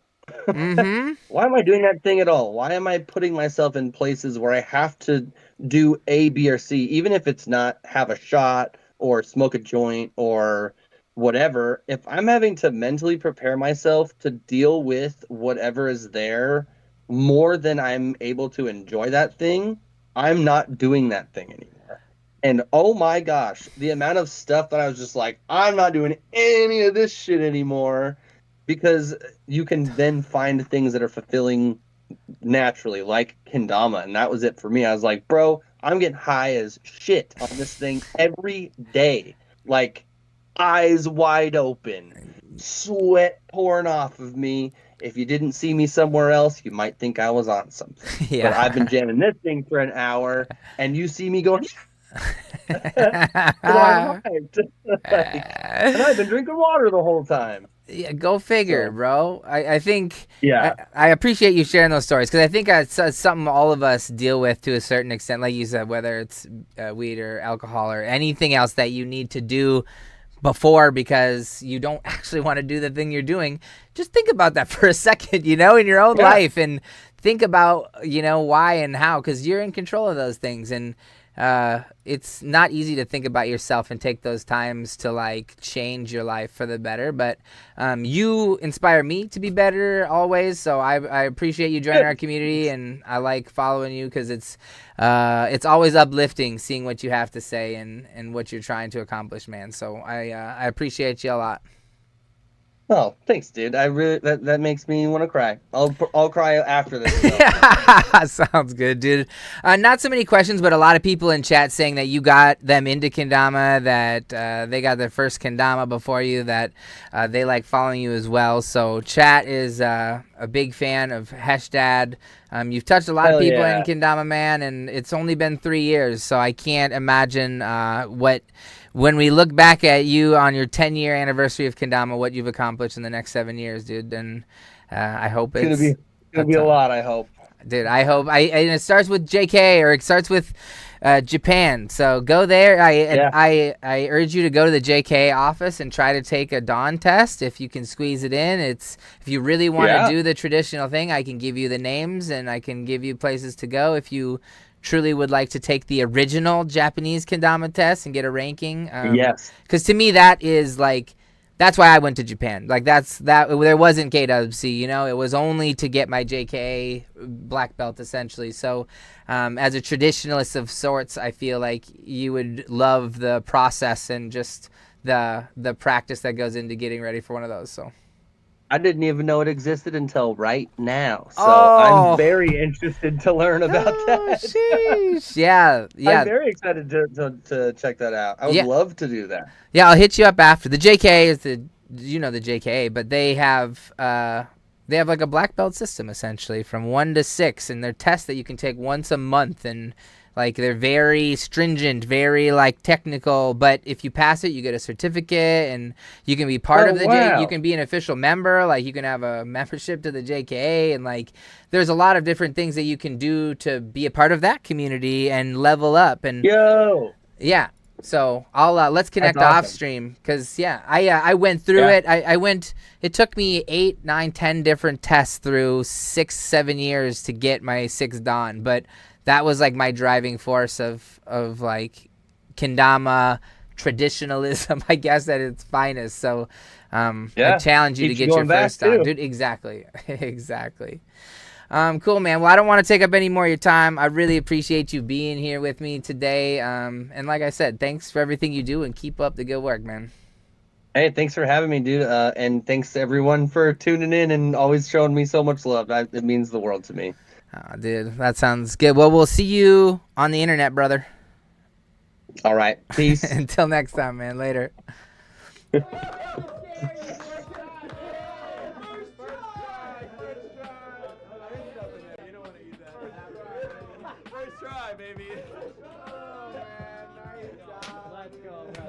the grind. That's what it's all about. You don't give up.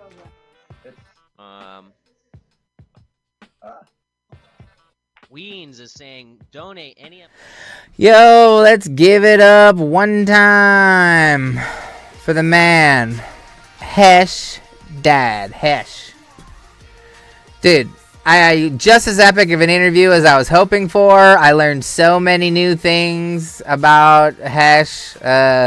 Just as cool of a dude as I imagined, man.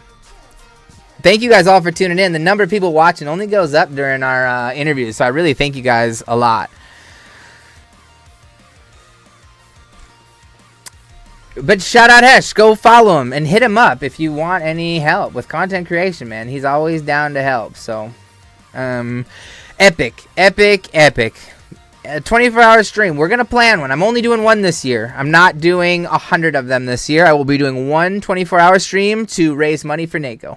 NACO's in person, and we need help, as always, to make it happen. So I will be doing a 24-hour NACO stream. That'll be sometime later on in the summer when it gets closer to NACO time. Yeah, no 24-hour streams.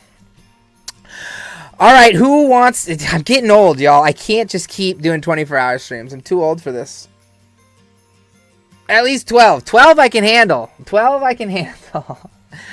We're going to be announcing a nighttime stream coming up real soon. It won't be quite 12 hours, but it'll be close, so... I would love to come to Colorado in June. There's a concert in June that I want to go to in Colorado.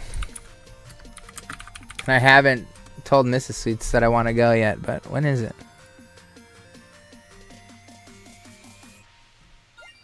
7/20. Oh, that's July. 720 and 721.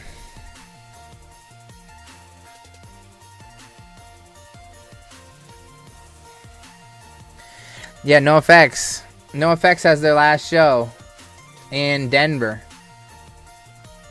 And they're not coming to Minneapolis. So if I want to see my favorite band ever play again, I have to find a ticket to Denver in July. Can I sleep on your floor, Stacy? Would that be chill? Can I go sleep on your floor for a day? That'd be rad. Okay. Do you guys want... No, just the couch. I can't sleep on the floor? Come on. Alright, do you guys want to see the Dama this week? It's actually insane. I think some of y'all are going to lose your mind. Are we ready? Are we excited? Let me see if I can play a song.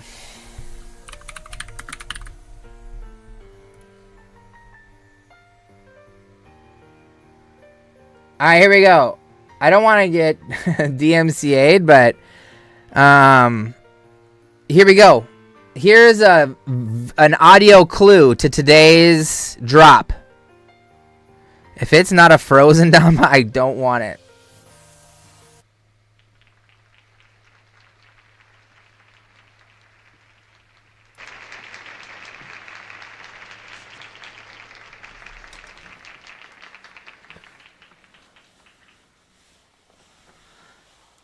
All right, here it comes.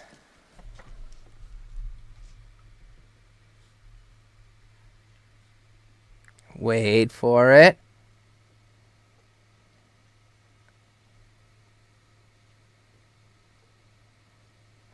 I don't know the video good enough to put it at the right spot.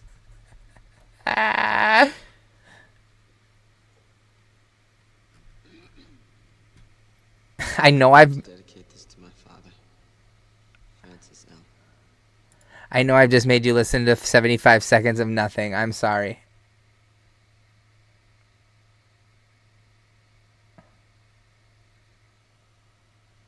Here we go. It's a song the girls in the band wrote, Lisa and Wendy.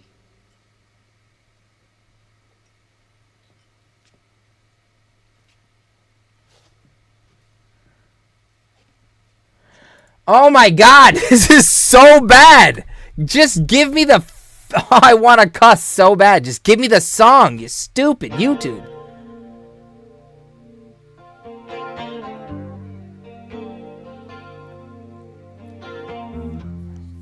Golly. Alright, here we go.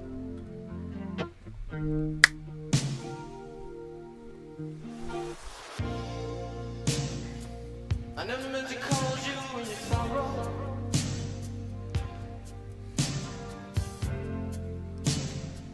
I never meant to call you in your pain.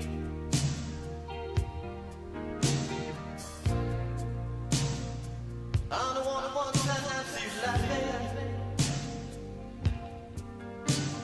I only want to see you laughing in the purple rain. Purple rain, purple rain. Oh my gosh! The one, the only! The Purple Rain is back out of retirement after 7 years. The Purple Rain ATAC complete is back.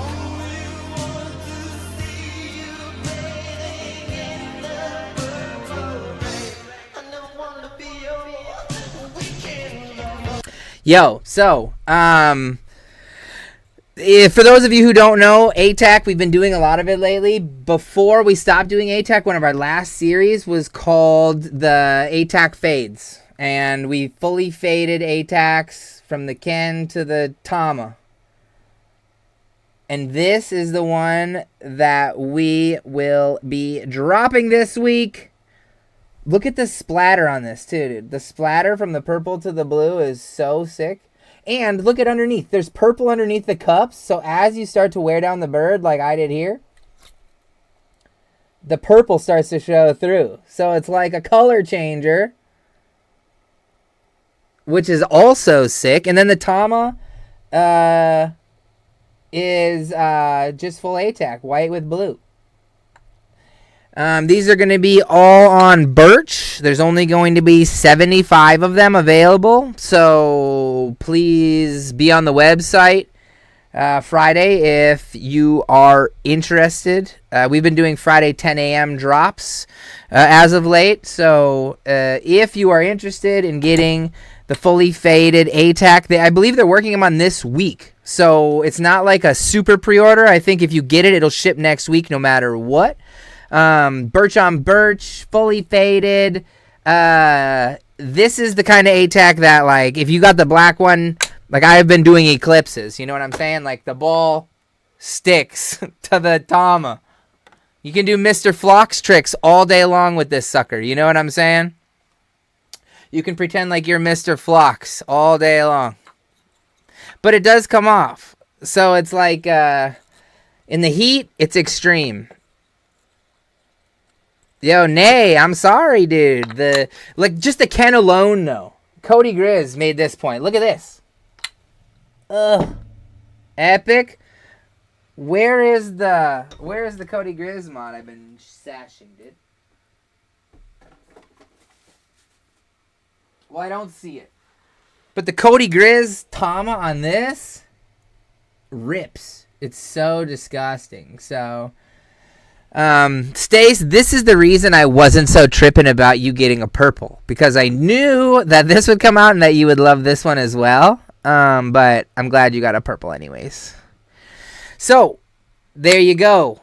Amidst my mess up with the intro, this week's drop is OG Purple Rain. So please, when you guys see, we filmed a lot of really cool tricks with this Dama this week. So if you see any of them on Sweets or my account, please share if you could. That would be epic. What's the new Ken shape? This is a legend shape. So I released a new mod this year with a new shape. So it's more lunar honed, a little more thick, bigger spike, bigger bevel. Everything's just a little bit upgraded.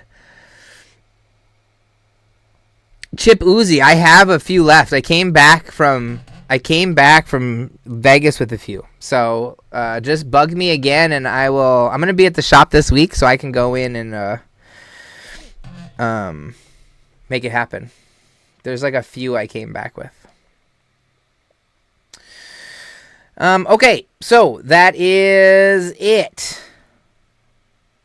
Def a good drop. OG, dude. It's super OG. Would the Legend mod be back? I got a chip in mine. V-Killa, we have Legend mod Ken onlys on the site right now. $25. You can get yourself a maple Ken in whatever weight you need. Big W drop. I appreciate it, Kendable. Thanks a lot. It is a good drop. It's old school, at least. Oh, world's longest intro to a song.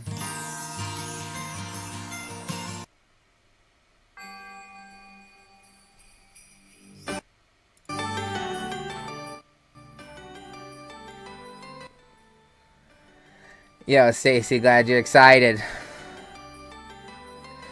Where is Jake's dad? He couldn't make it today. He was sleeping, dude. Jake's dad would pog. Can you send one with Cody or Coop to Dom and the D for me? If they... Tim, there's a big chance that they're not ready by then. I'm sorry. Like, they're going to be sanded tomorrow type stuff. And then repainted Friday. So they're going to ship like Tuesday of next week.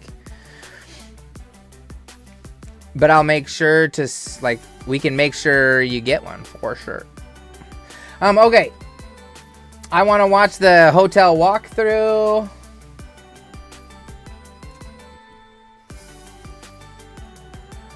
And then I want to watch some of your guys' clips.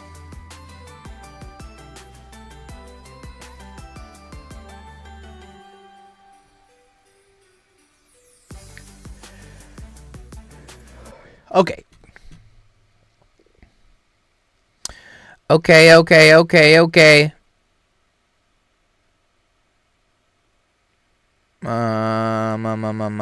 am I looking? Oh, yeah.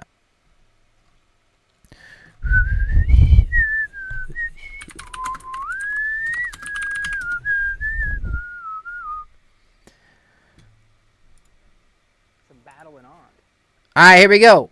If you guys did not know, NACO is happening this year, second week in November. We have a hotel rented out for 3 full days of kendama insaneness. Players from all over the world to be showing up to come compete for the prize, one of the largest prizes in kendama, NACO champion. You get your trophy, you get your name on the Stanley Cup of kendama, dude. All right. Now, instead of watching me, enjoy watching me. Yo, Dama and the D, I hope Dama and the D goes as planned, man. I hope everyone has a great time. I'm sorry I can't make it. But, like I said, only certain events am I going to be making it to this year, so. Shred for Dead, I appreciate y'all. Thanks a lot. All right, here we go. Who's this goofball? Let's listen to what he has to say. What's up, everybody? I'm so excited to show you the location for the 2024 NACO. We are here at the Crown Plaza in Plymouth, and this place is so amazing. It is huge. There are so many amenities, and I'm going to show you what it's going to be like for 3 days of full kendama action here at the Crown Plaza. No, we're not in Europe. We're just in Minnesota, but look at this hotel. These rooms are so amazing, and this will be staying for all of NACO, all 3 days. So make sure you get your room. If you've never been to NACO, so many things happen at the hotel in between all of the events, all of the matches. So if you have not yet, make sure you book that hotel space so you can be here jamming with us in this amazing facility. I can't wait to see y'all here. Welcome into a room at the Crown Plaza. They are $139 a night, and that's from Thursday to Monday. You can get the double bed or you can get the single bed option. It's super fun. All your homies are gonna be staying here. Make sure you snag a bed in a room before they're gone. On the Thursday when you arrive, we are gonna be meeting here at the Fireside Lounge. We usually like to meet at the Sweet Shop as an... Yeah, send your clips my way. Send your clips on over. Annual thing we do on the Thursday, but we are not doing it this year. We'll be doing that on the Monday following NACO. So if you want, on Thursday, come and hang out with us at the Fireside Lounge. Meet some new friends. We'll be playing Damas, giving stuff away. It'll be great. If you get sick of playing Dama even for a little bit, we got you with the arcade, man. Look at all these fun stuffs. One of the things I liked about this place so much is all of the different places you can jam and film clips. Right now, this place is so big and so insane. I mean, we're going to take over most of the hotel, so we don't got to worry about it. But all these spaces, like, are ours. It's pretty cool. Now we're in the basement and auxiliary room, but look at all this space. Outside, they have a fire pit that we're going to be able to utilize as well. So it may be a little cold, but we can have a roaring fire jamming Dama outside. There are so many different options, and I cannot wait for you guys to get here and start filming some clips. One of the cool things about this place is it has a ton of amenities. They have a really nice pool and hot tub for you to come and soak after you've had a long day of jamming. We also have a full workout facility and a full racquetball court. So bring those paddles and we'll get some battling on, dude. Who wants to play some racquetball? We have some very cool things planned. It's a really small arcade, Don. What you saw is what you get. Like, literally every machine was in that shot. There's a racquetball court, but we have plans for the racquetball court that could be cool. You like working out? Oof. Crown Plaza's got you covered. Oof. Does it look like I'm really doing them? We're gonna have concessions available for you Friday, Saturday, and Sunday right here, so you don't have to go far from the action to get yourself filled up. Just like NACO's in the past, this place has its own restaurant, so you'll be able to get breakfast and dinner right here in this place, and they have some amazing food. They also have a full bar, so if you wanna come and get a drink with some friends in between matches or in between workshops, you can come right here and get yourself a nice bev. Welcome to... Also, something that I did not say, every room that's rented gets one free breakfast ticket each day. So if there's 4 people in your room, you're going to have to fight for who gets the free breakfast ticket, but everyone will definitely be doing it. No, Royce, I got a carom board, and Panda, I'm sure, will bring one from Indiana, so we'll be chill. So, So there's not continental breakfast. No, it's like nice continental breakfast that costs a little money. If that makes sense. Like, it's not free, but it's not super expensive. But if you buy a room, you get 1 free meal a day. So if you're there 3 days, you can you're saving. It's like 50% off, you know? Someone smuggles breakfast. Hey, do what you want with your free ticket. That's up to you. All right, let's check out the event space where we'll be competing. The main event space where we will be competing on Friday, Saturday, and Sunday of NAKO this year. We aren't going to be going off-site at all, so every competition is going to be held right here on this stage. The size of the room is perfect. It's going to be filled with so much energy, and I cannot wait to see what happens on the finals on that stage right back. Just like every year, there is a competition for everyone here at NAKO. Whether it is your first week with Kendama or it is your 10th year with Kendama, there is something for you. Women have their own divisions as well. There's freestyle, and there'll be tons of mini games happening the whole entire weekend. So come and hang out and do your best. So aside from the main room where everything's gonna be going down, everything you see behind me is gonna be filled with vendors, with artists. We have all these rooms over here that are gonna be workshop rooms, jam rooms. Literally, there's so much to do if you're not competing. So if you're thinking about coming and you're worried there isn't gonna be enough to do, I promise you there's gonna be more than enough every day that you're gonna be missing stuff that you want to do. So come join us. It's gonna be so much fun. All right, well, that is it. That is the tour. I hope you can join us all November 15th through the 17th for the 12th annual NAKO. We are so excited to have it in person. It is the way NAKO should be experienced. So if you've never been here, make sure you sign up, make sure you get that room, and I will see you here in November. Just like that, that's how we do it. Yeah, so if you guys haven't yet, you can go check out nako.world. There'll be links to all the stuffs, so you can go and get your room set up, share it with a few friends. It will be a great time. It'll be a great Kendama weekend, that is for sure. All right, it is time to watch your clips. Let's go. Time to watch some Clippingtons. All right, here we go. First up, Stace. Someone got in before you somehow. Holy cats. Bee's knees. How you doing, buddy?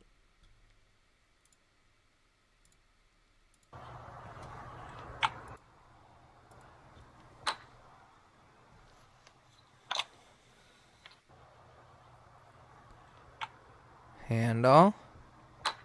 Oh, nice. Handle, pressure, lighty. I like it. That was dope.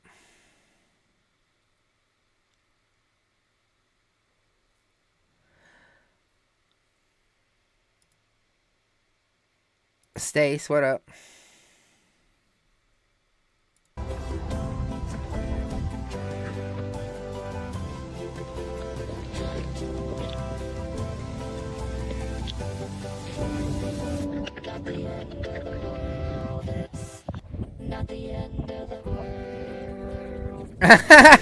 I love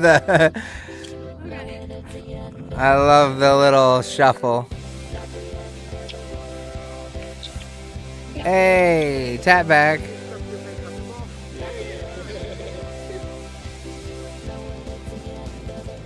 Yeah, we up here grinding cup and ball, dog.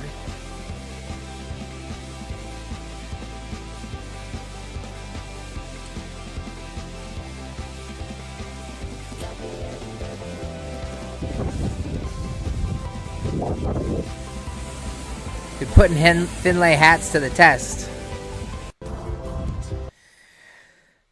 Oh, yo, I saw Cody. I definitely, we tried to think about everything that could be there, and Black Friday was just one of those things I didn't think about affecting people being able to come. Nor did I know it was the World Go-Kart Championships weekend either, so what are you going to do sometimes? Chip Uzi, how we doing?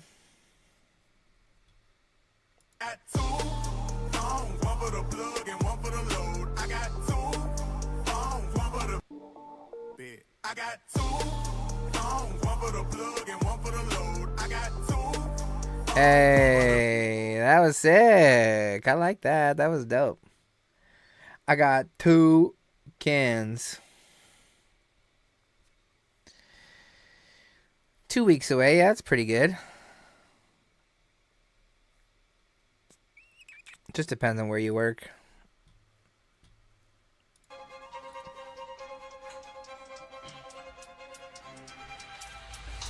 What the heck? What? That Dama looks absolutely smacking, honestly. That thing didn't go anywhere. Holy cats. That was perfectly smacked. Smack-a-lacked. Alright, Funkington. Oh.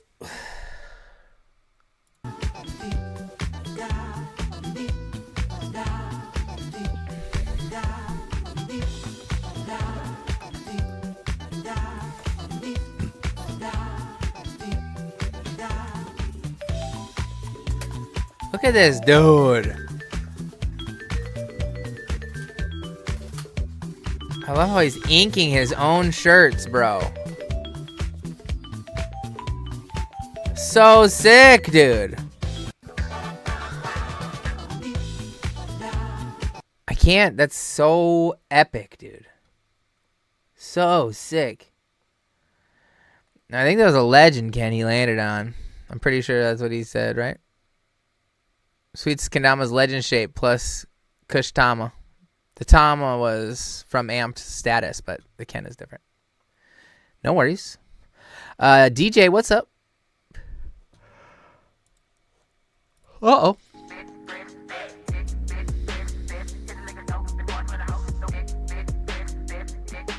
Five-hour grind on this trick? Holy.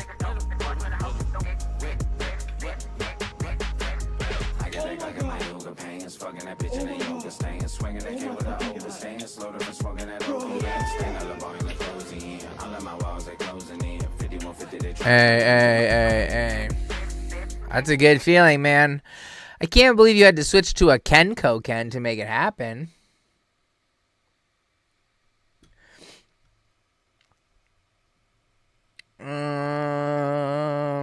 J-Bugs.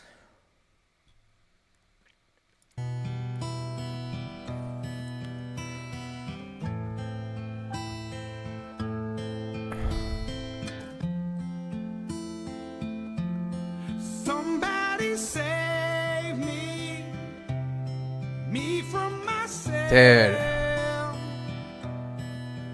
Has been so long living in hell. They say my lifestyle is bad for my head. You do that axe over the valley way too easy, broski.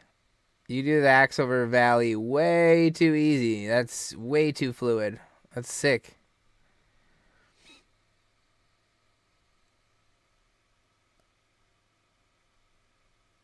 Romad, what you got going, dude?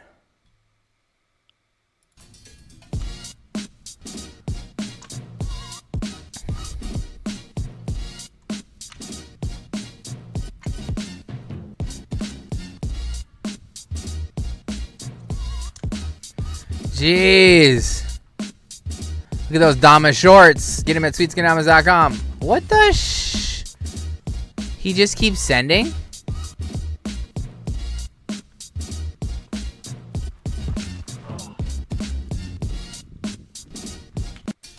That's a good looking trick. That's a good looking shot, man. I like it.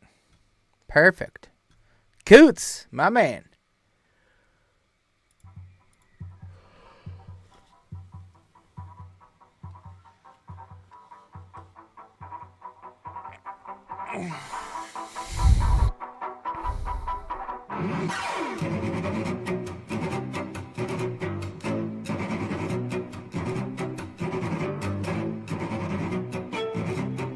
Around bird, let's go, bro. Nasty.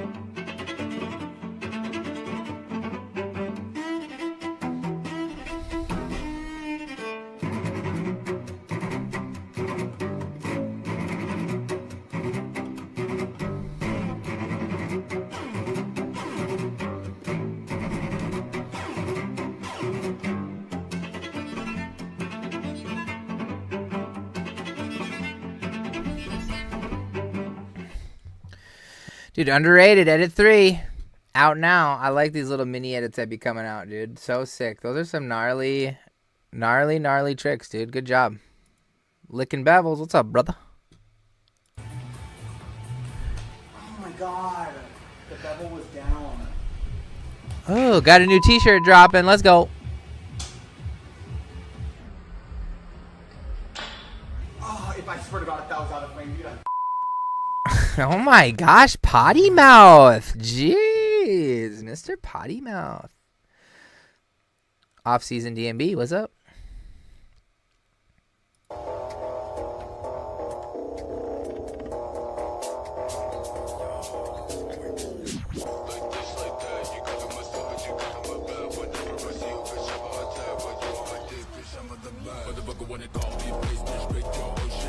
Dude, I love watching this dude's levels up each week. Always excited.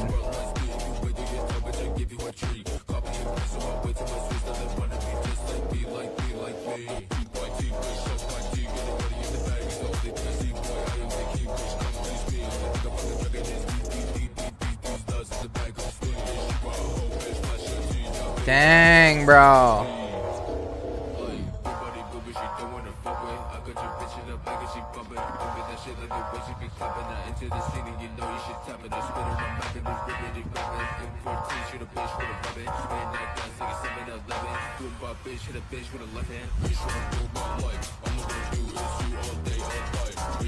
Bringing back string flow. What?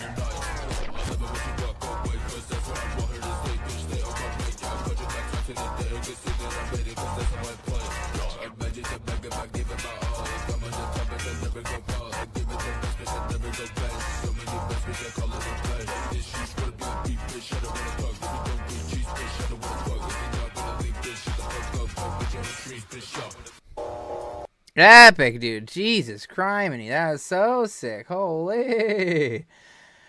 I really like that, man. That was a good clip. Off season. Thanks a lot for sharing. Ken to Alex, my brother. Uh-oh, Cody Grizz. So dank.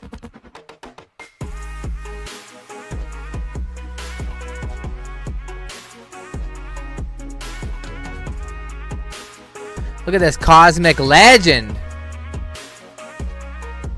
I'm waiting for Royce to snap his fingers and turn us all to dust. Back and forth. Jeez.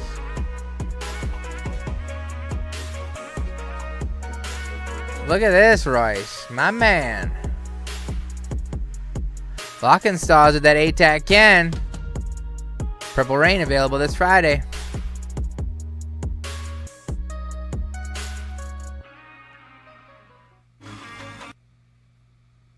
Let's go. Such a sick fit. Dude never disappoints. Ever. Never, ever. Yo, what is up, Dama people? Long time listener, first time caller. It's Ethan, aka Lemur Live. Let's go, Lemur. Shout out, say thanks for the Grizz mod. It truly is honed. It is dope. Anyways, just put together a couple little tricks. Had a nice sesh on a little break at work today. But figured I would just say what up, out walking the dog.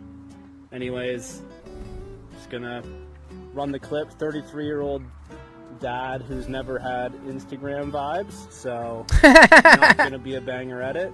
Also, only 6 months into Kendama, so not gonna be banger tricks. Enjoy. I couldn't love that intro more if I tried.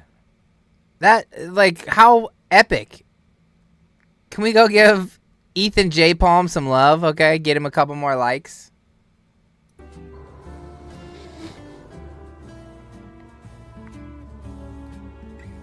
Okay. Look at where you live. Lucky? Look at that lunar action. I thought he was going to do a double. He probably did too, but he put it in.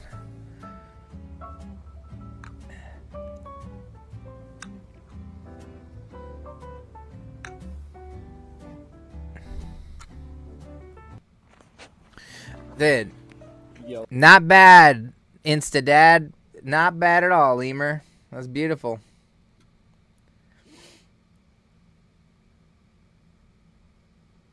Clippersons? Yeah, send them on over. Send over the Clippies.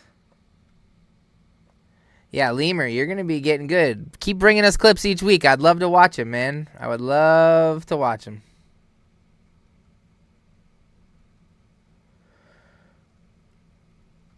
Leg, my man, how we doing? See you in a month. Oh, win one too. Hey yo, it's your man DZ, giving shout outs to the always proper crew. You know what I'm saying? Thank you.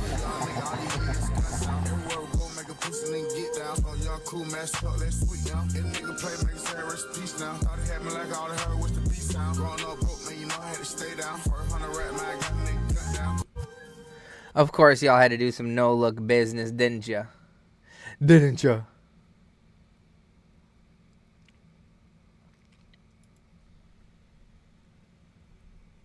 Okay, we have double shares. Leg and Win 1-2 both wanted me to see their epic clip. I get it.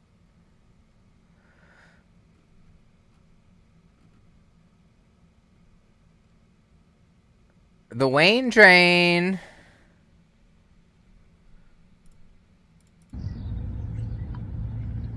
Border. Flip.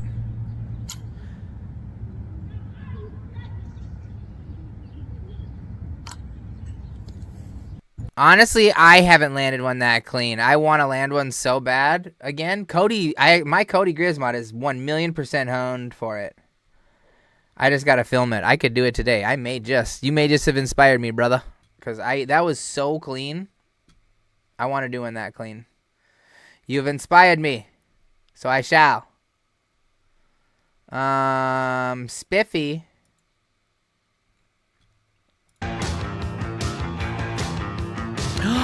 Puppies.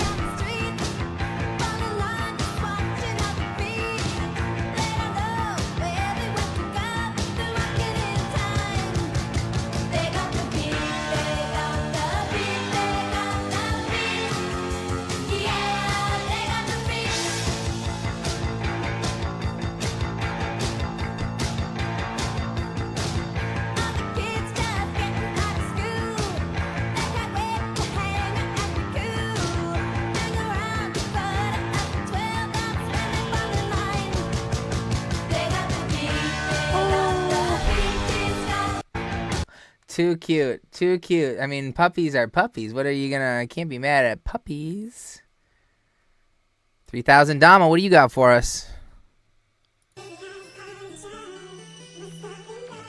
Double jet lag. Let's get it.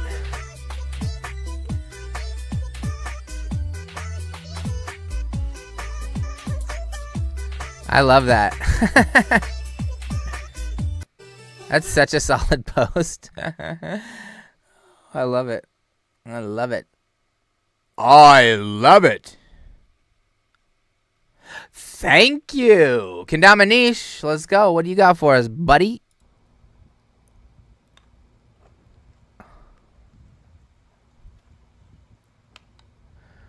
Look at that. Clean as ever. Dude's fully sprouted, too. What the heck? That's with a...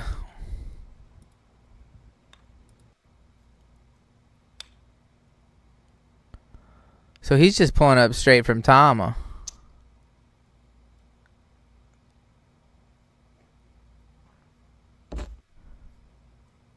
Inward loop. That's cool.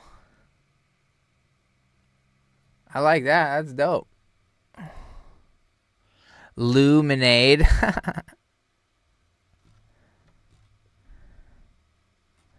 Yeah, okay.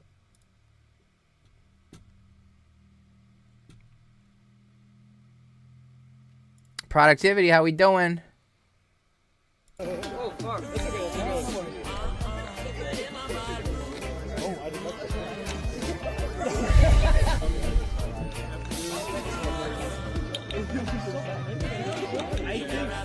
Ooh, dang, double.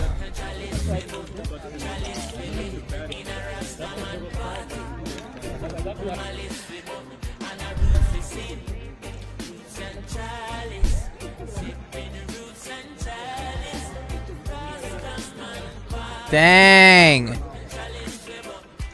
Tacky penguin tricks. Get out of here.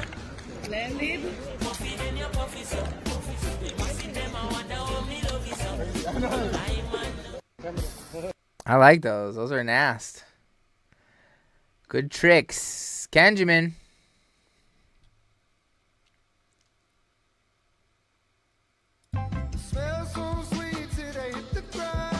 You psycho. Get out of here!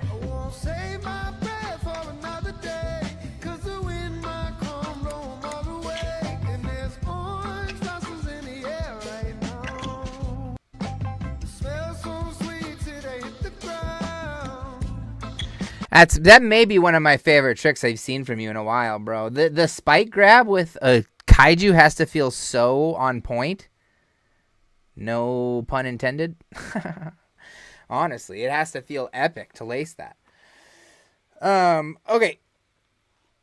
Oh, that was the last clip. Give me 2 seconds. I gotta go wake up Mrs. Sweets. She's gonna go get Emma, so give me 1 second. I'll be right back. And then we have to do J-stick percentage. Whoops, BRB, wrong. That's so insane.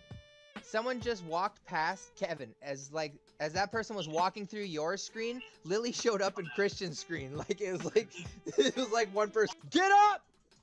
Go! Go! No!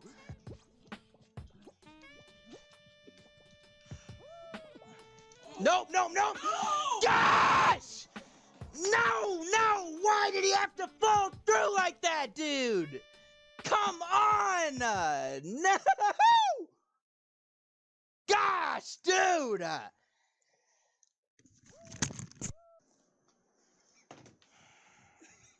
tough. It's not super easy. Yo.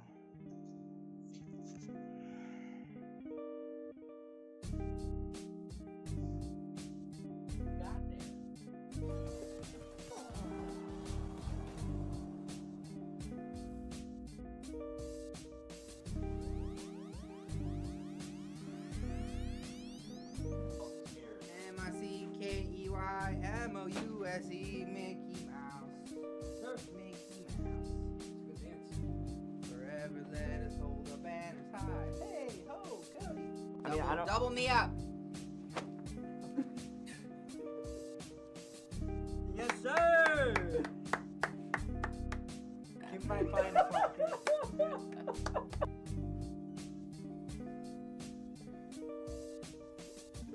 Yeah! No! How is that not me? How did you not get that? How is that not me? How is that not me? Appreciate it. Sweet, say something in Italian, please. Spaghetti.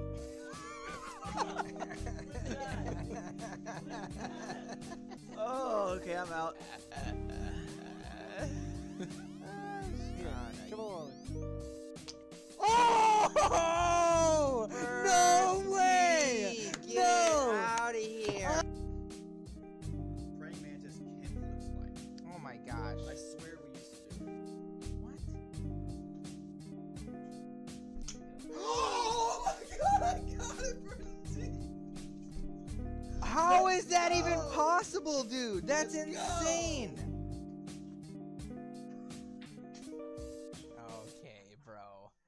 I didn't know what you were doing. Owen, Kyver moving on to the next round. Good game, gentlemen. Pretty with the gift sub from. Let's go, Nobu. Okay, we're in the match now. Get me in the match. Oh, I just hit myself in the face. We're in the match. Slow Coda. Oh my god, bro! Speaking of G Fuel, I need to fuel up. And if I fuel up, I only fuel up with the best stuff. Alright, I'm back.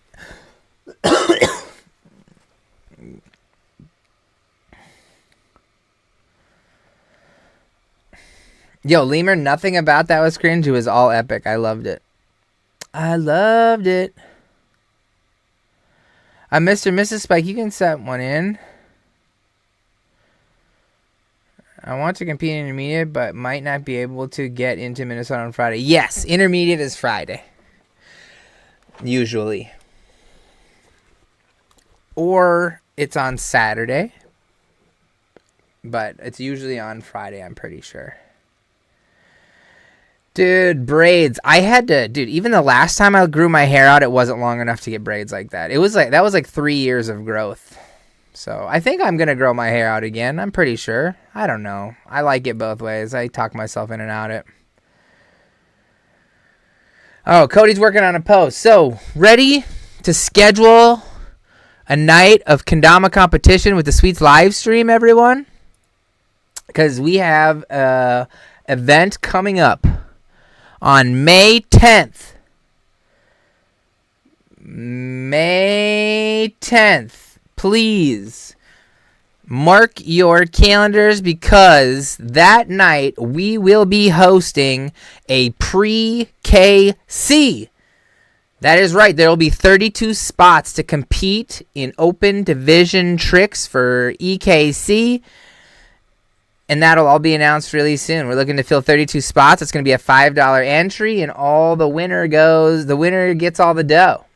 The winner gets all the dough. So if you think you got what it takes, if you're competing in EKC, I would prefer players who are competing in EKC and who've been practicing, but anyone is technically allowed to enter. If it's something you think you are interested in, please check out the post that we have going up later today so you can get signed up and make it happen. But this is just one of a couple of late night streams we're going to be doing leading up to the EKC to help promote the stream because we have a huge announcement coming up at the end of this week about it. So don't miss May 10th. Schedule it on your calendar. Pre-KC, EKC competition live right here. And we're going to be live from 5 to midnight or so. And we will be watching most every match. So we're really excited to host it for y'all and hope you can tune in. We're going to announce on the 10th. Got it. Okay. I understand. That makes sense.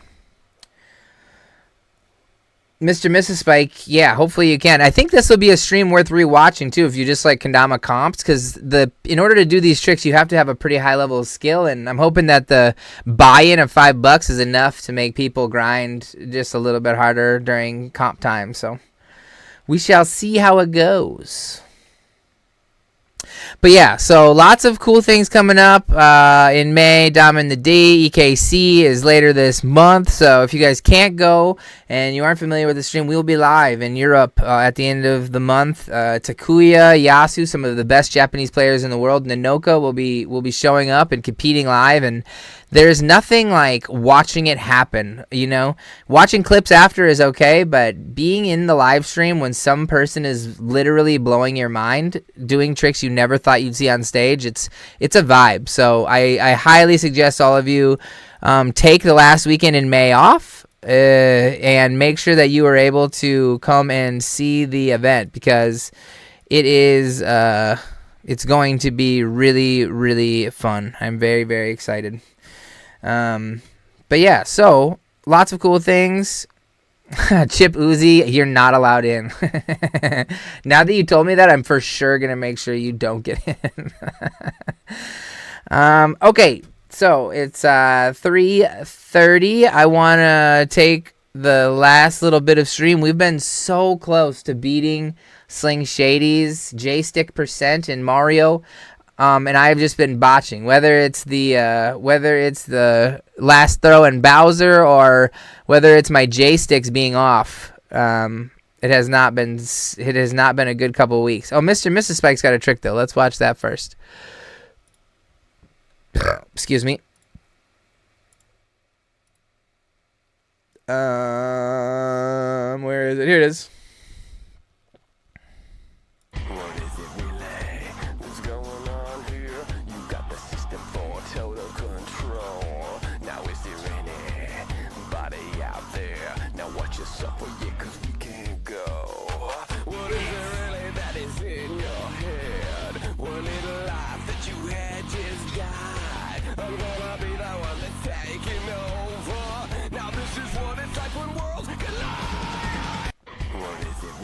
Dang, let's go. Let's go. That was sick. Mr. and Mrs. Spike, I haven't seen you enough. I hope you're doing well, brother. Good trick. Good trick, my friend. All right. Give me, as always, give me a few minutes here to set up the old Mario cam. It's going to take me just a couple minutes here to make it happen, but then we should be good. Work is busy. That's good, man. I know this is a new job from the last one, so gotta be making sure that work is the priority, dude. Not watching me on Wednesdays. I feel it.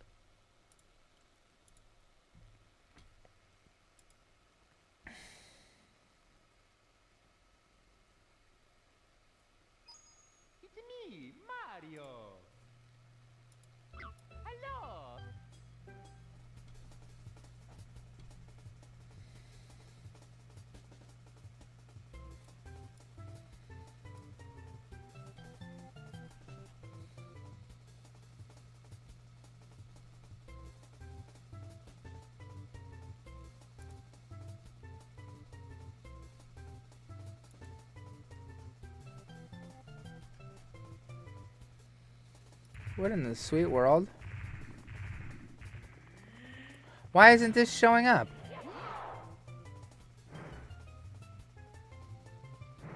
I'm so confused why this source isn't here.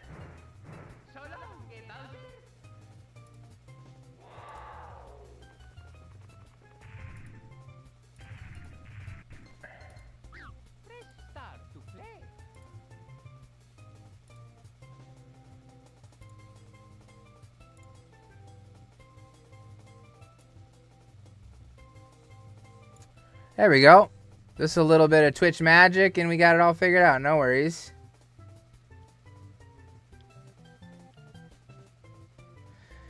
5 p.m. is what I said. Yeah. If it needs to change, Cody, though, we can still change it because it's not May 10th. And I just had it on my calendar as after work, right? So the rest of my night is doing that. So we can start earlier. We can start a little later. Whatever you think is best, my friend. But that whole night is dedicated to that. So however you see fit.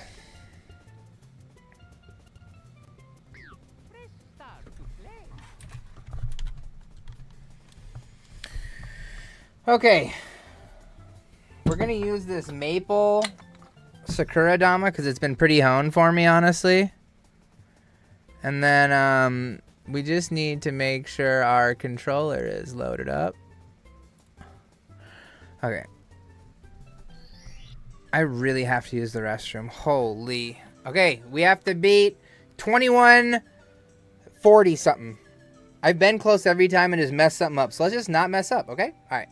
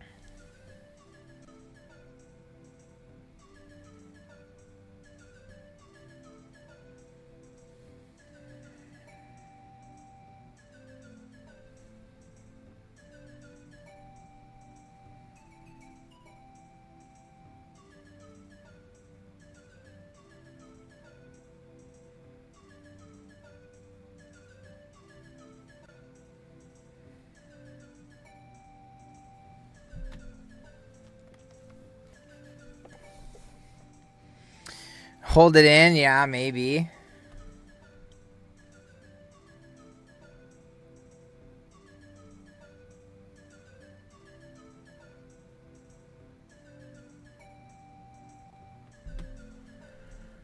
All right, here we go, y'all. 3, 2, 1. Let's get a couple J's.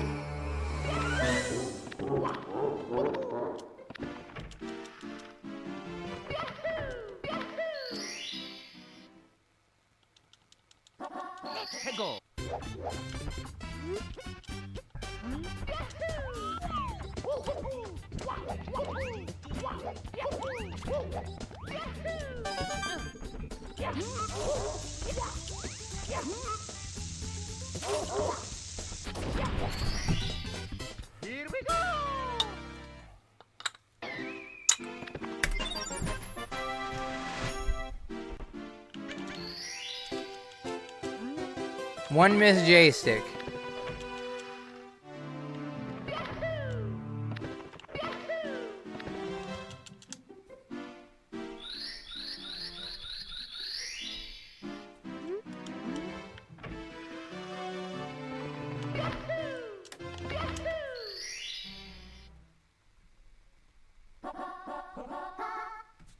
Let's go.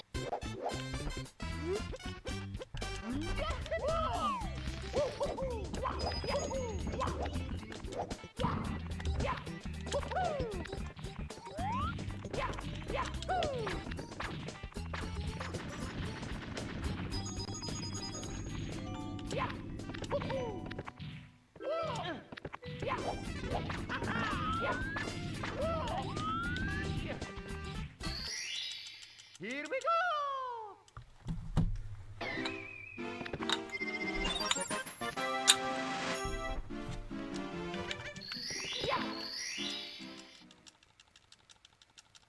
Let's go.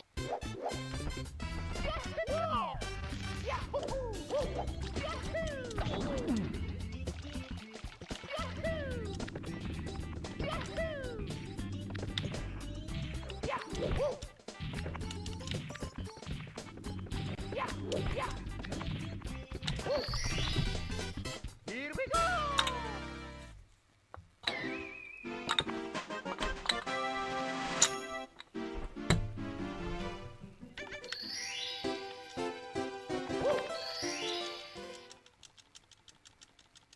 Let's go.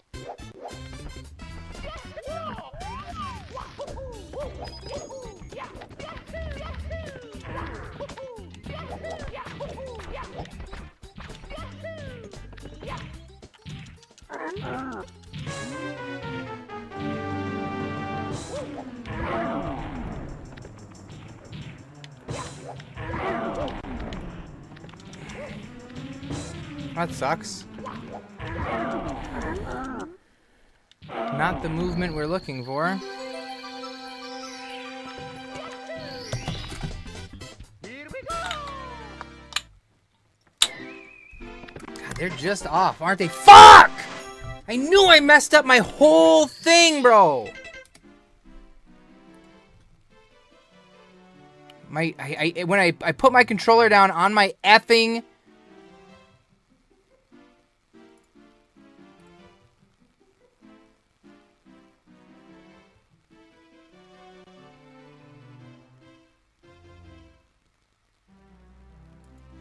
Okay, I undid one split. How do I undo the next split?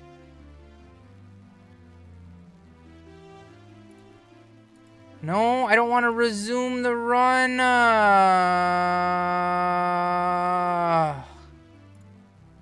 Fuck. That was such good time, bro.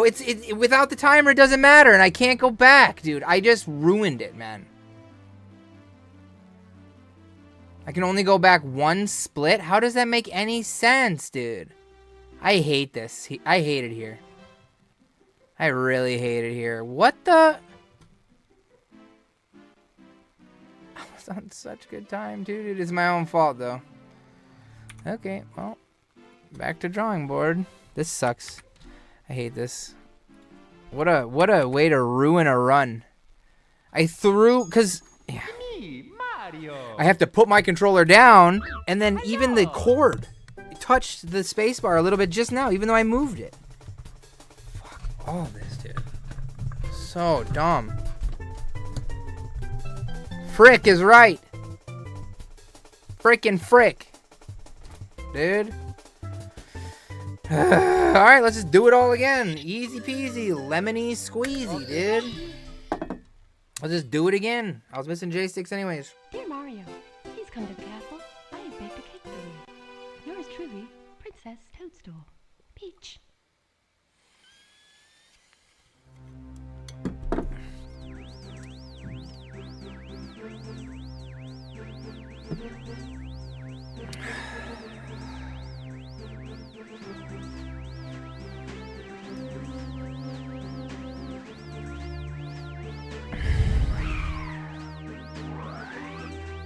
Alright, let's do it. I guess I'm feeling honed on the Mario. I got an Oasis vibe today. An Oasis vibe.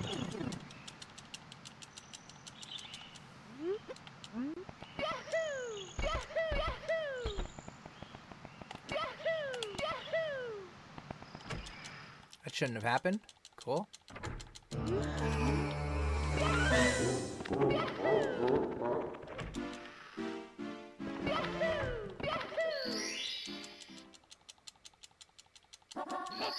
If you guys could switch the game to Super Mario, that would be epic.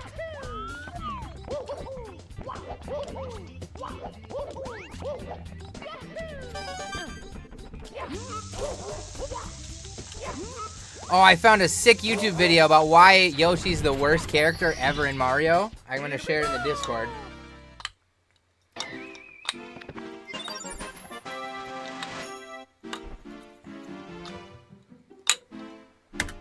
Wow. 5 J-sticks. What a good way to start. What a good way to lose 6 seconds. What an idiot, bro. It's actually hilarious. I'm going to share it with you guys. Crimson 1928 is my best for this game. 16 star. Tickle.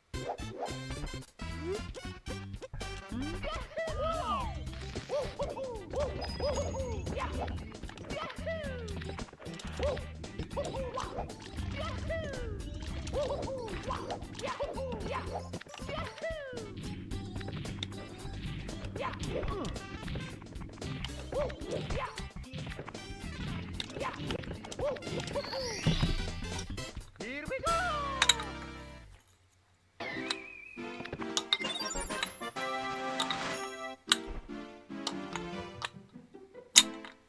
What is wrong with me? Why can't I J-stick, dude? Tickle. Yoshi is not better than Sonic, okay? There's a fine line.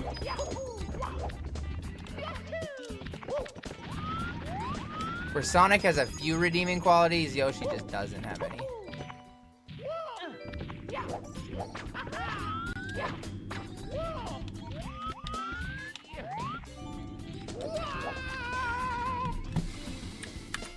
I miss like every J-stick. Bad run. Hey, Mario. Hello. Okay, there was 4.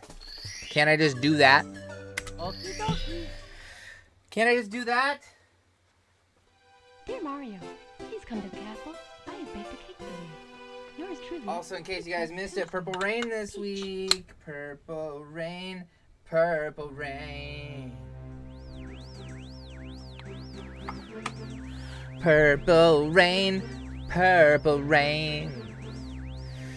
That's what we dropping this week. If you guys haven't played A-Tac yet, give it a shot. It's fun. Oh.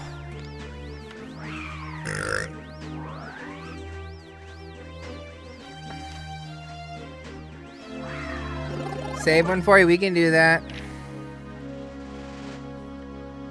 Oh, nice. I'm about it, Stace. Bee's Knees, we don't have a giveaway today.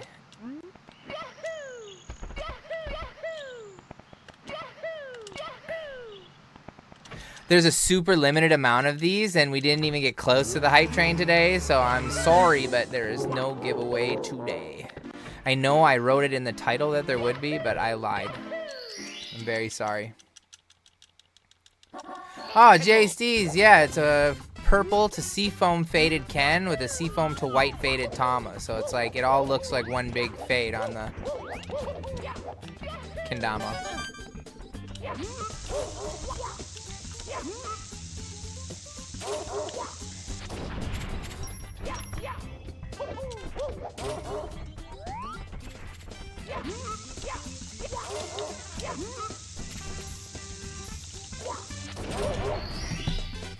Here we go.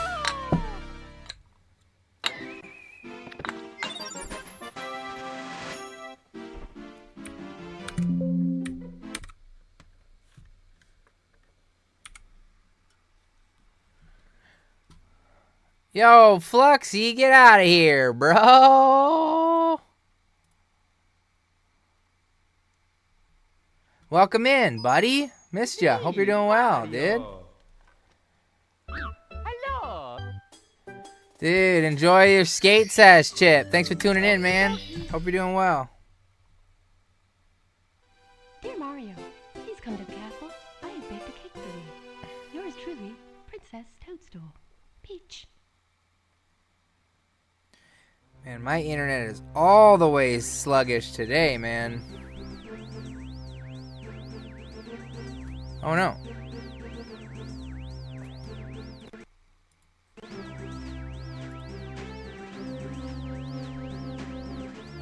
I full screened it. I can't do that. Alright, let's make this happen. This is the one. No more resets. I'm done with resets. For good or for bad. There's so much time. Dude, courses are brutal. I bet, man. Just the heat is brutal. I went out and played in Vegas and... What the hell?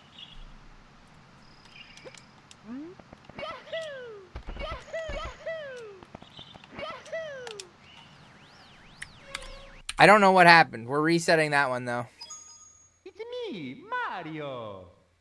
Hey, little dog, get out of here. Hello. Why are you here? Oh, Get back up there. You shouldn't be up here. Dear Mario, please come to the castle. I have baked a cake for you. Yours truly, Princess Toadstool. Peach.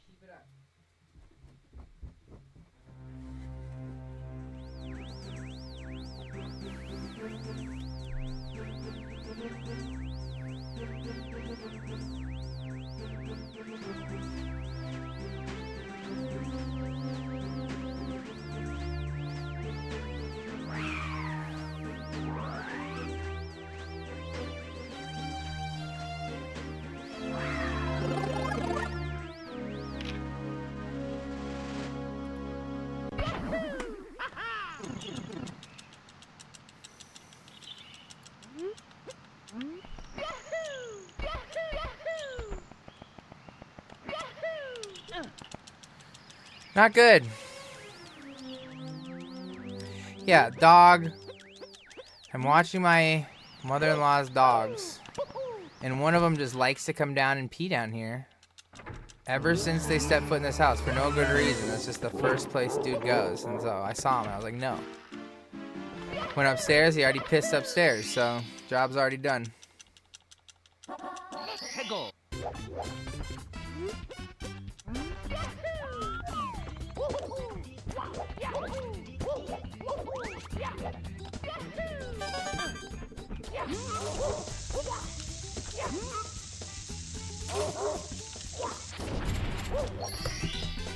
Here we go.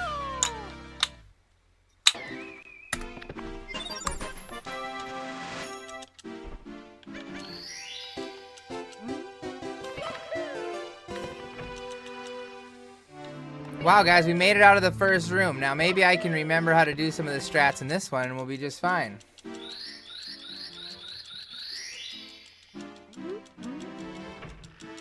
Yeah. It's a small dog. It's for sure a small dog. What other kind of dog would it be?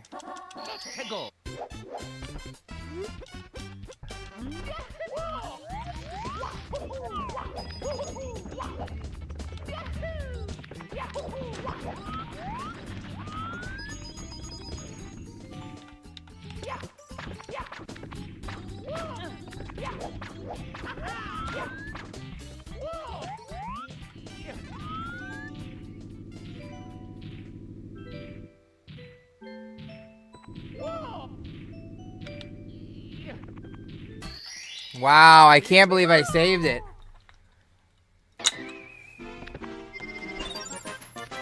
Yeah, Tim, that sounds sick. Would that deter other dogs, you think, if you did that?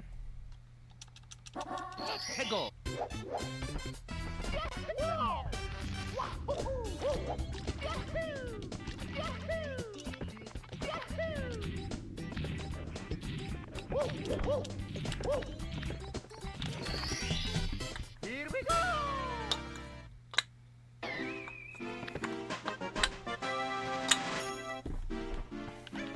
My J-sticks are so off point, it's not even funny, dude.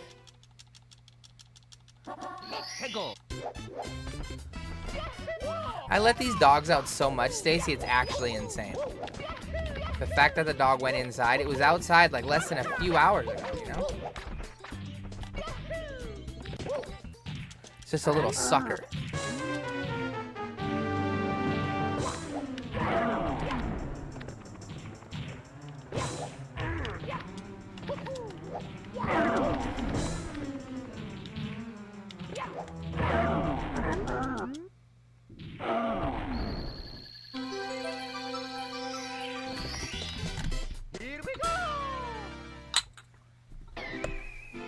Finally, we lay something.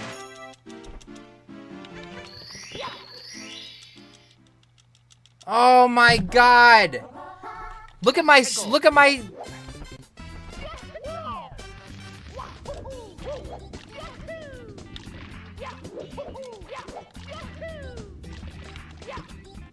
my splits. I erased all my splits.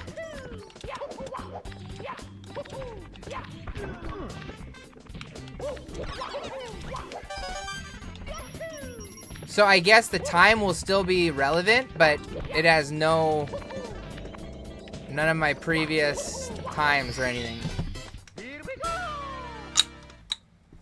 Weird, bro. Well, that took away some time, because 5:15 is usually where we're at leaving here, so we're gonna be like, we're 15-20 seconds behind pace, which is fine. Sticks, if I'm being honest. I feel like I was more honed with Whirlwind Check than this, but what are you gonna do?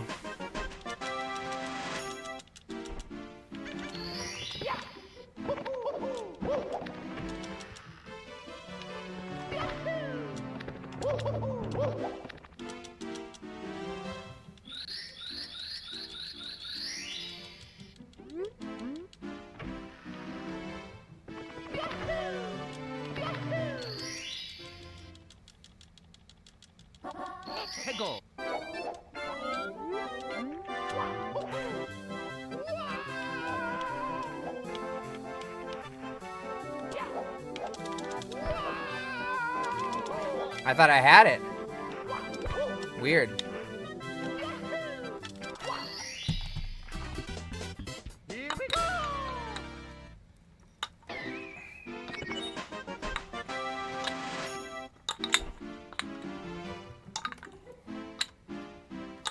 What the hell?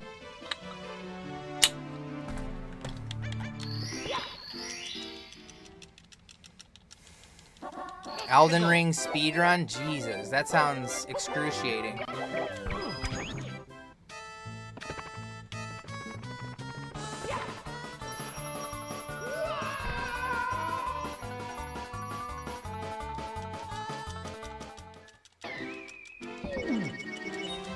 Mamma mia!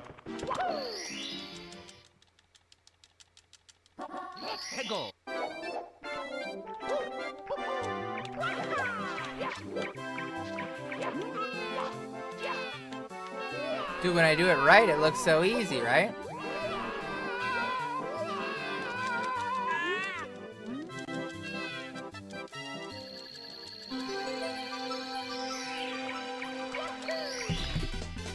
Here we go!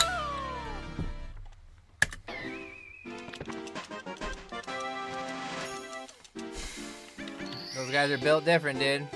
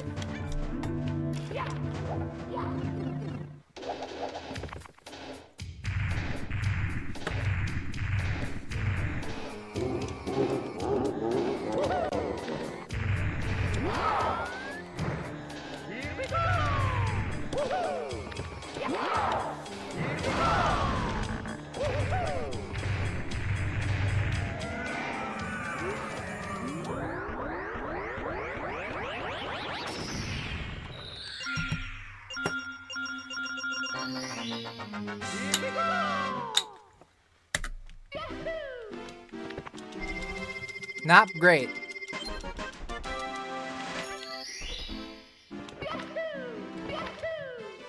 Around turn bridge percent sounds like the worst thing ever created on Earth.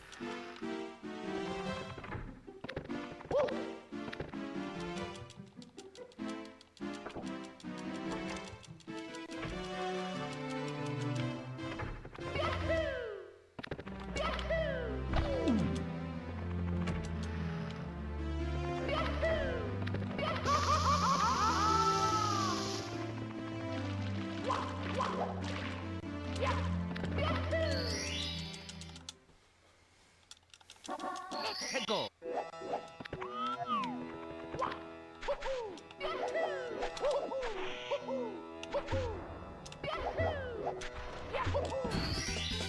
Here we go. Shut up, Tim.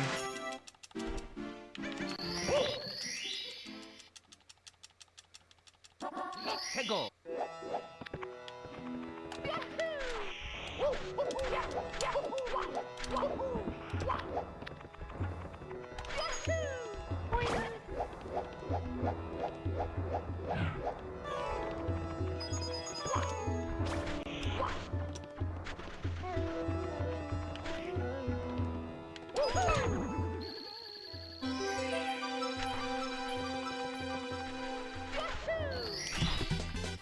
Here we go.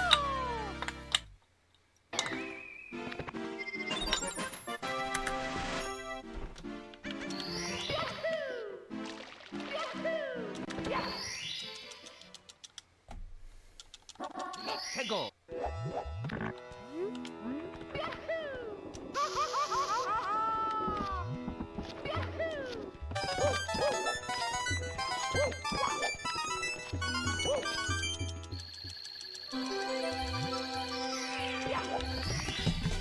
Here we go.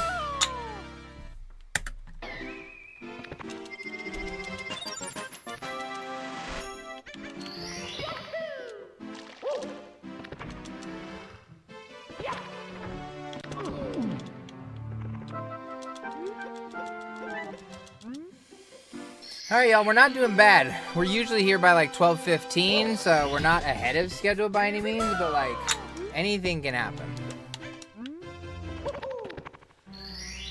Anything can happen. Pickle.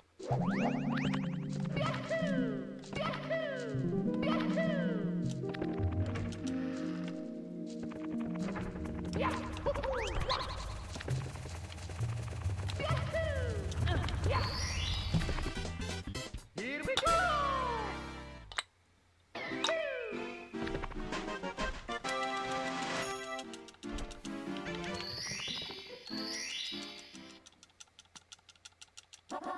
Pickle.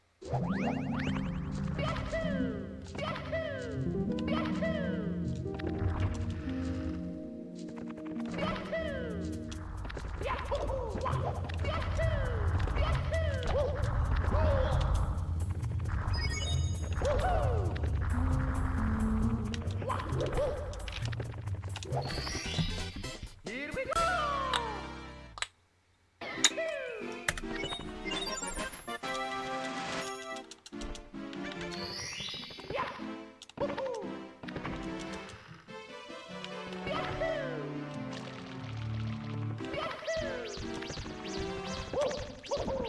Now, around yank is funnier. Around yank is funnier. Or just yank spike percent could be funnier, honestly.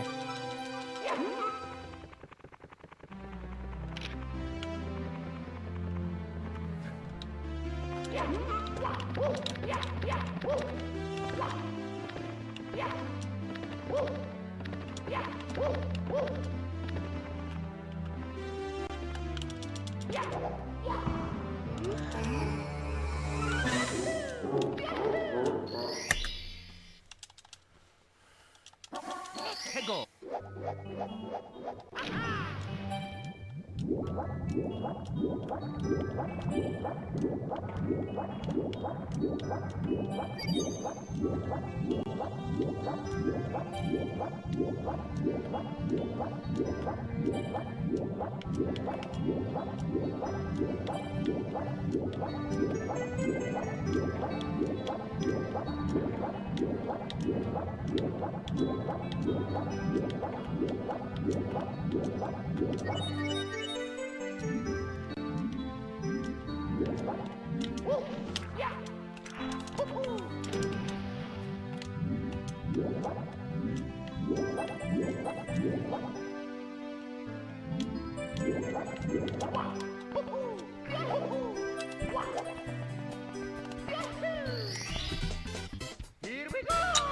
We haven't messed that up in a while.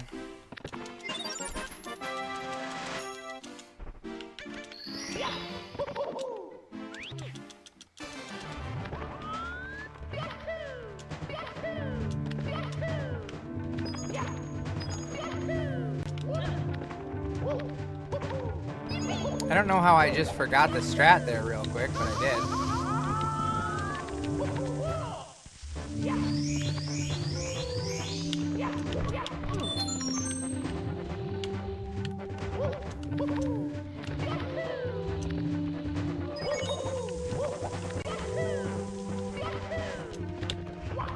Ah! I'm not gonna make it, man.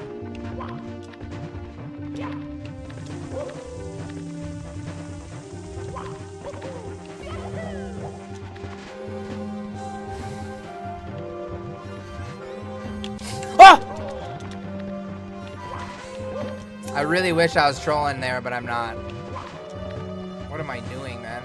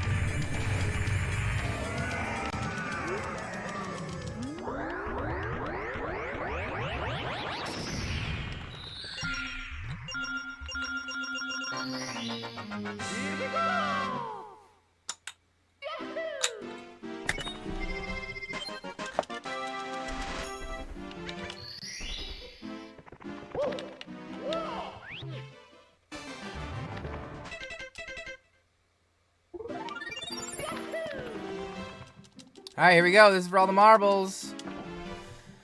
Gotta be able to backward long jump.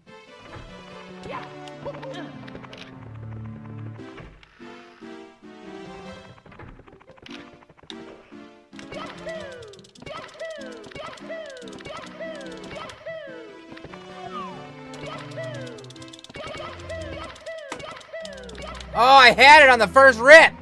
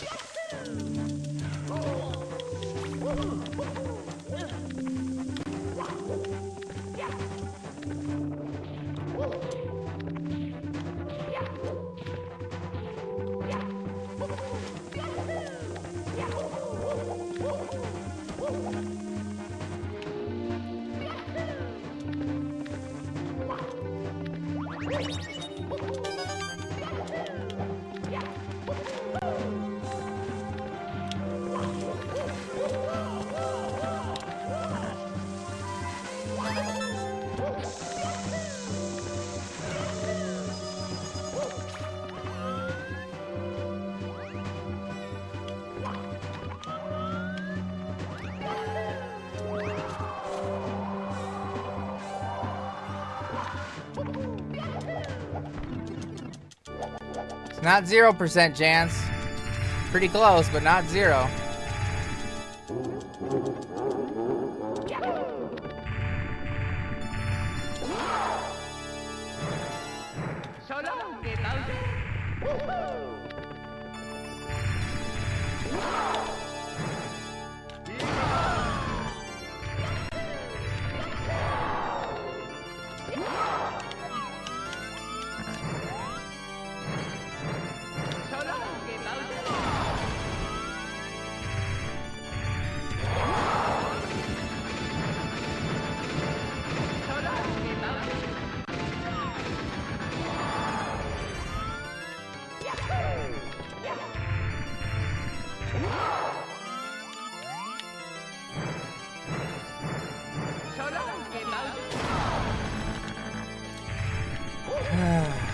I played so bad and we still got so close.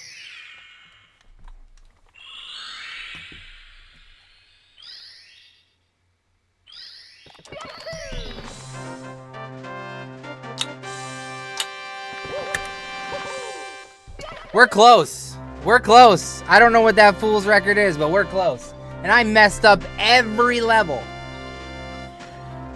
I messed up every level. No way, bro. Actually insane. Actually insane. I keep forgetting it too. It's somewhere. It's close. I think it's close to what I got, honestly. I really do. Alright, give me 2 seconds. Have to make a call.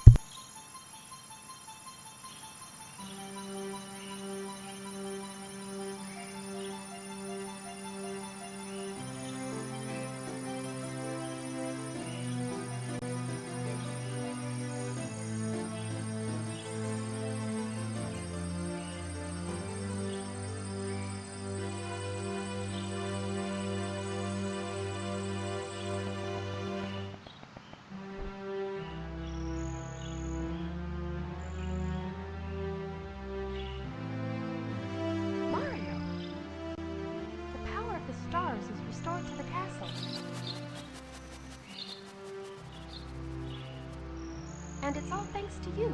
Thank you, Mario. We have to do something special for you.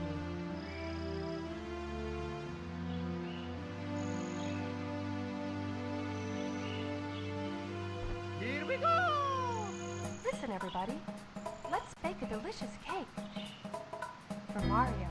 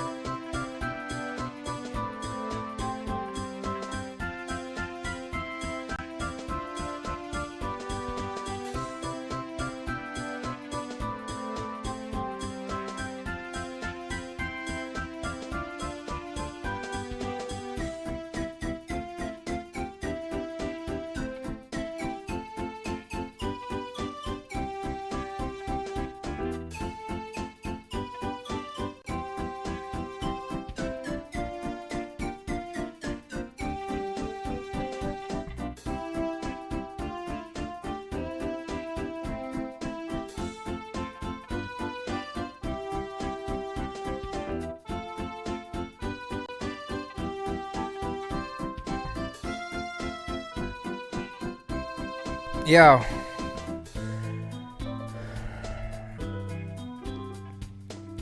$21.38. It probably is. Someone just make sure. We got to make sure it's not $21.43. That would be sick, though. All right, y'all. Thanks for a wonderful day. Thanks for a lot of fun. It was a good time today. I really had a good stream. I appreciate everyone tuning in as we do each week. Next Wednesday we'll be live again with another interview. So if you could, please. Yeah, he put it in Discord for sure. Party, dude, Nathix with the raid at the end of our stream, bro. Thank you very much for the raid, but we're about out of here for the day. So I appreciate you coming giving us that raid. I hope you had a good stream, man. It looks like your first time raiding us. So Nathan, I really appreciate it, man. Thank you very much. Pay out the prediction. Pay out the prediction. Will Sweets beat Sling Shady's PB. I think it's nah. But I'm not 100% sure. We got to confirm that it's nah. Because I don't know exactly what his time was. Dama Luna, hopefully you're having a good Wednesday. Nathix, I really appreciate the raid. Sorry, I'm literally was just about to pull up my raid screen to choose someone else to go raid. So,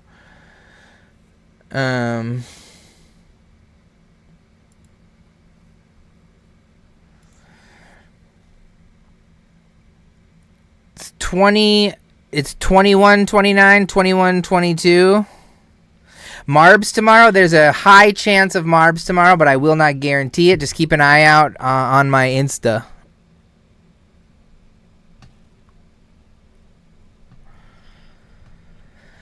All right, y'all. Yo, thanks again for the raid, man. I really do appreciate it. It's very kind of you. But tune in next week. We'll be here. Not sure if it's the first raid. Been lurking around the channel since 2019. Dude, Nathix, I appreciate it, dude. Hopefully we're live tomorrow night doing a little marbles action. Should be a fun time. Yeah, so we'll see you guys next time. We're going to go raid someone who has 10 viewers. Let's go say what up. Give them some hype. Tell them what Kendama is. You know the deal. All right, y'all. Thanks a lot for tuning in. As always, Kendable, 40 months, man. Thank you so much. Appreciate you guys. We will be back tomorrow night. Potentially, if not then, next Wednesday. So, appreciate you guys all. Thank you very much. And I'll see you soon, all right? Till next time. Peace.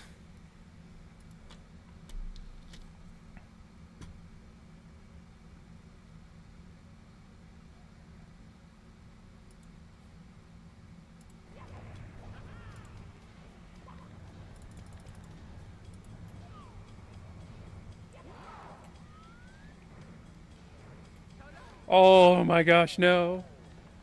This one's the worst. It takes so long if I miss it.